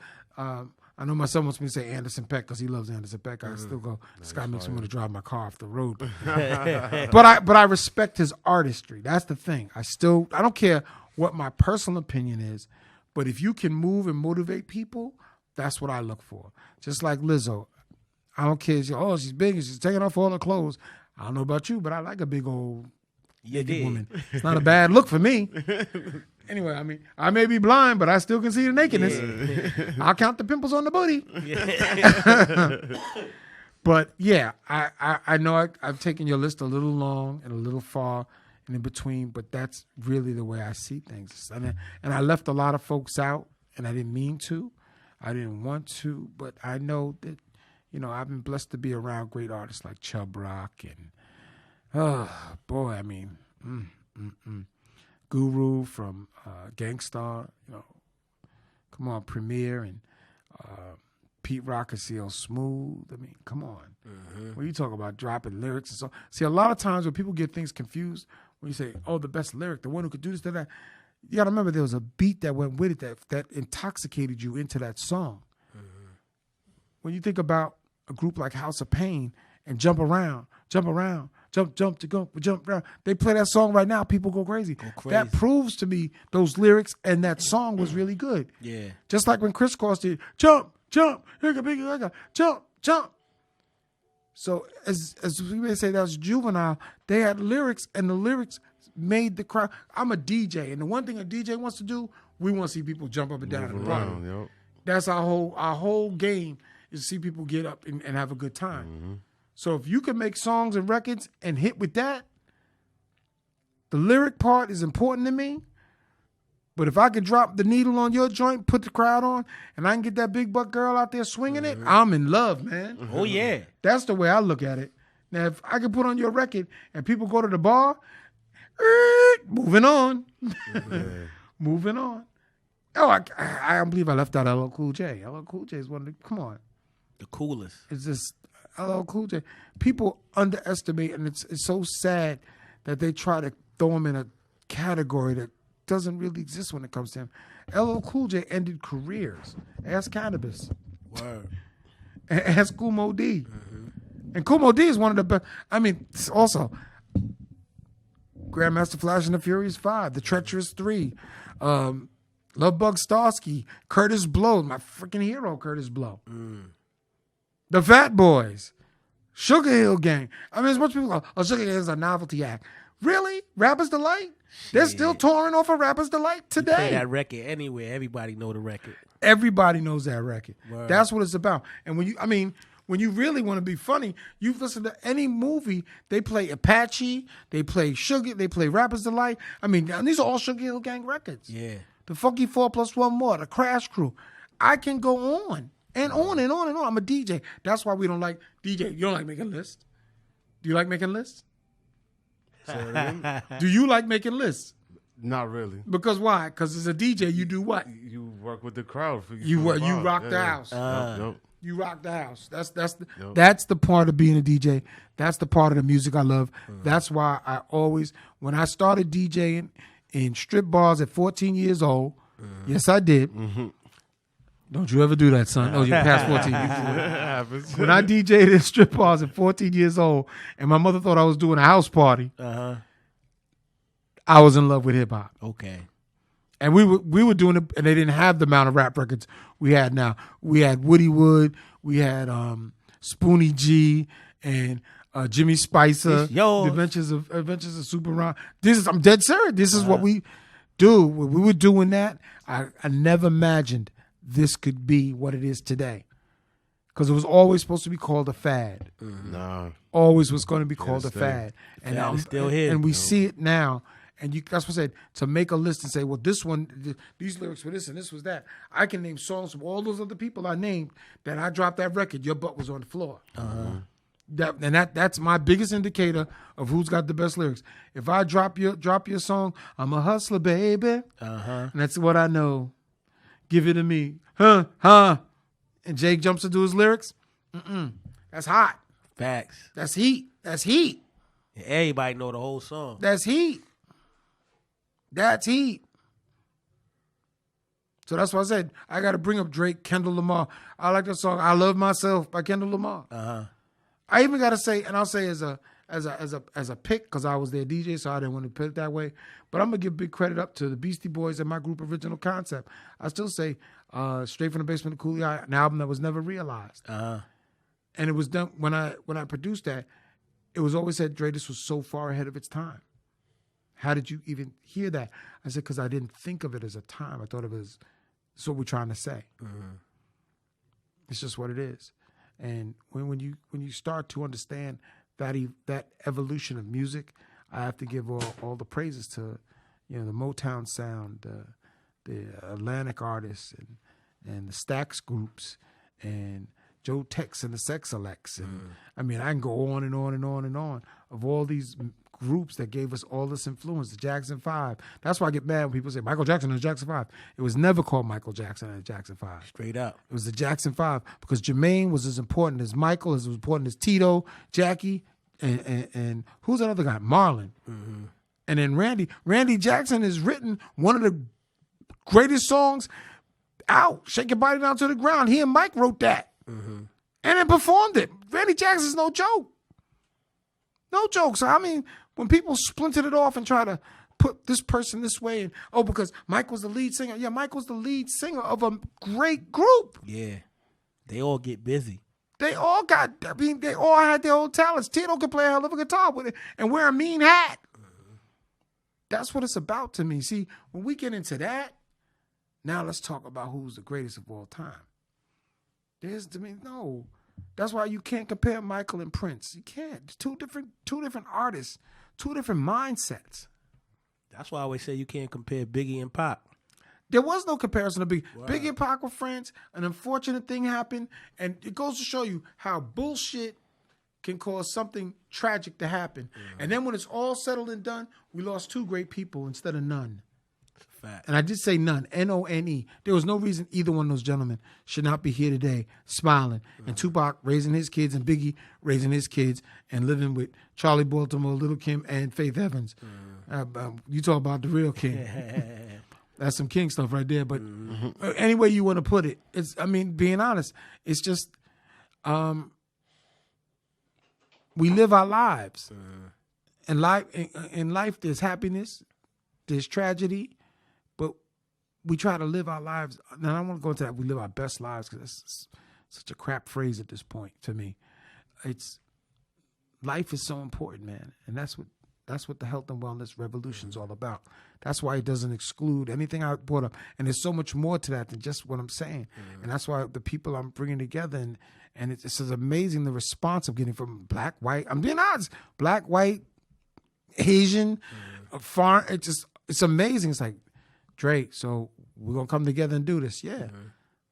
So when I say, okay, everybody, don't go to the grocery store for a week. What? Don't go. Leave that food alone. Straight up. It's killing you. Why can't my dad? It's killing you. They must bring in the alternatives. Take that junk off the shelf. We must fight for clean water. Fight. That's not a joke. We must demand fresh air. And gasoline vehicles. End it. Stop. Completely. Man, I ain't giving up my Mercedes. Fuck Dre. Dre crazy. I ain't stop driving this Bugatti. This shit cost me $1 million. Take it back. Get your money. Straight up. Because, see, $1 million car doesn't work well when you can't breathe.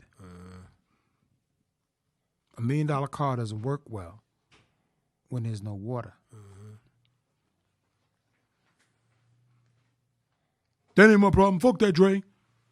Dre talking crazy. Yeah. Dre broke Mike Tyson's fence. Yeah, but that's what it's about, man. That's what it's really about. And I'm sorry I busted your top 5. Nah. But you can take any of those artists. You can roll them around, mix them around, and enjoy yourself. Cut it. I forgot the Brat. She was in that list too. You know, she was super dope. She did her thing. There's so, like I said, there's so many, and I don't want to. I hate leaving people out because you know, there's so many great ones that I enjoyed. That's why I'm a big fan. So when you're a fan, you go, man, yeah, let's just play the music. Let's have some fun. Straight up. Let's shake it. Let me go get the spotlight and put it on Lizzo's butt. Let me put the spotlight on Megan the Stallion's behind. Let's do that. Or, let them put the spotlight on who they want to put spotlights on. That's what it's about to me. This should honestly be a great time in the history of mankind. But instead, we're fighting the same demons that we were fighting since 1619 when the first ship pulled up in Brooklyn and said, we're going to let y'all off, and y'all got to find Detroit on your own. I don't know where I am, but where's Detroit? There you go. Well, Mr. Dre, if people want to get in contact with you, How they get in contact with you? My son's right down there. You passing his number out? No. Very simple. You can go to my Instagram page, to Dr. Dre 39, or you can go to Lord of Media. Okay. That's Lord of Media, and that's on Instagram. Or you can go to Facebook to Andre Dr. Dre Brown, and there's like Dr. Dre Yo, original concept on there, and you can reach me there. Or you go to my Twitter account, Dr. Dre 39 at Twitter. So I'm not that hard to find. You got the right number. And you cut the right hair. You said, "Can you ask your dad to come by?" But I'm gonna ask you for a favor. I got you. When the book comes out, let's get it. And when it does come out, can we sit down and have a talk? I need it. I'm gonna give it to you for a minute so you can check it out. You can peruse it, and you're gonna say, "Why you cut it there?" Because it was too long. Let's get it. Let's get it. But yeah, it's gonna come out this year. That's a date, and it's gonna be I think an eye-opener to people. But the interesting thing I find, and I was just at a restaurant a couple of days ago, and the waitress came over to me. He said, "Can my manager wants to say hello to you?" I said, "Sure, why not?" "Well, manager, I don't know you." So he says, "Hi, I saw when you walked in the door, and I just wanted to say hello. And was it okay if I could take a selfie with you?" I said, "Sure, come on." She said, "Thank you so much, Ed Lover." What? Oh, shit. She said, "I'm sorry. I'm sorry. I'm sorry, Dr. Dre. I met Dr. Dre. I know who you are." But it's flattering. See, that lets me know for all the beautiful things that have happened, that we had some type of effect. And that's what hip-hop does. It has an effect to it. And big up to Angie Martinez. Hope you're feeling better. And big up to everybody that does what they do on the radio today. I got nothing but love for all of y'all. And like I said, ain't nobody's going to see this coming, what I'm doing, but everybody's going to be a part of it. Because I don't care if you got grown children, young children, grandmother, grandpa, nana, pops, or whatever you want to call it. And big up to Puerto Rico. I hope you guys, bounce back from that. You guys can bounce back. But no, we shouldn't be saying big up to Puerto Rico. Let's go down there. It's a part of the United States, you big dummy. Yeah. Where's the troops? Instead of assassinating people, go out there and help the people. See, that's what pisses me off. That's what I say. This November, we have to go out and vote. Don't get confused by what they tell you on the TV or what they tell you on Facebook. Don't think it's on Facebook. I guess it was true. No. Look at your circumstance. That man cut off 1 million people from the SNAP program. 1 million people. Black, white, Asian, brown. Cut them off. Yeah. What's that about? It's about the revolution. Time for the revolution. He talked all that war crap and gave everybody driver's license. Man just sat there and said, it's like, yo, this dude is crazy. But I don't mind the driver's license thing. You know why? You know why I don't mind the driver's license thing? Because who am I to tell you not to be identified with where you want to be?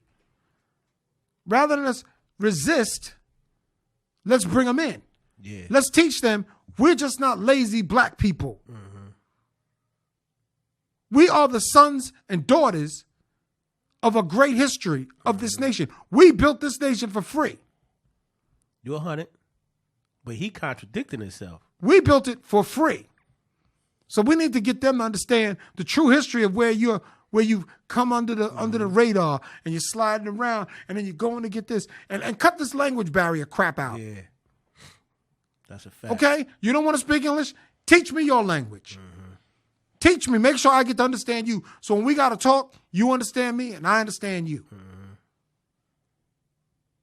That's what I'm saying. That's the revolution. Because see, when you combine all of us together, man, I'm telling you. You already know what it is. It's out of control. Well, we like to thank Mr. Dr. Dre for stopping by. Call me Mr. Dr. Dre. Wow. Mr. Dr. Dre. I thank you. I'm humble. You're a king, man. Got to salute you. I appreciate it. No, I'm just Lord of Media. We beat, if Howard Stern was the king of media, I beat Howard Stern in the radios with Ed Lover and Lisa G and our morning crew. That makes me Lord. But he don't live at the barbershop. And the barbershop is on the top. That's the kings. The kings and kings who are in the barbershop. And you bring some queens in here too. Oh yeah, Let we the had a queens few come in through. here. We had a few. Queens do some wash and set. We had a couple chicks in here. Not mad at that. A couple bad ones too. Like I told you, I can only count the pimples on the booty now. You did.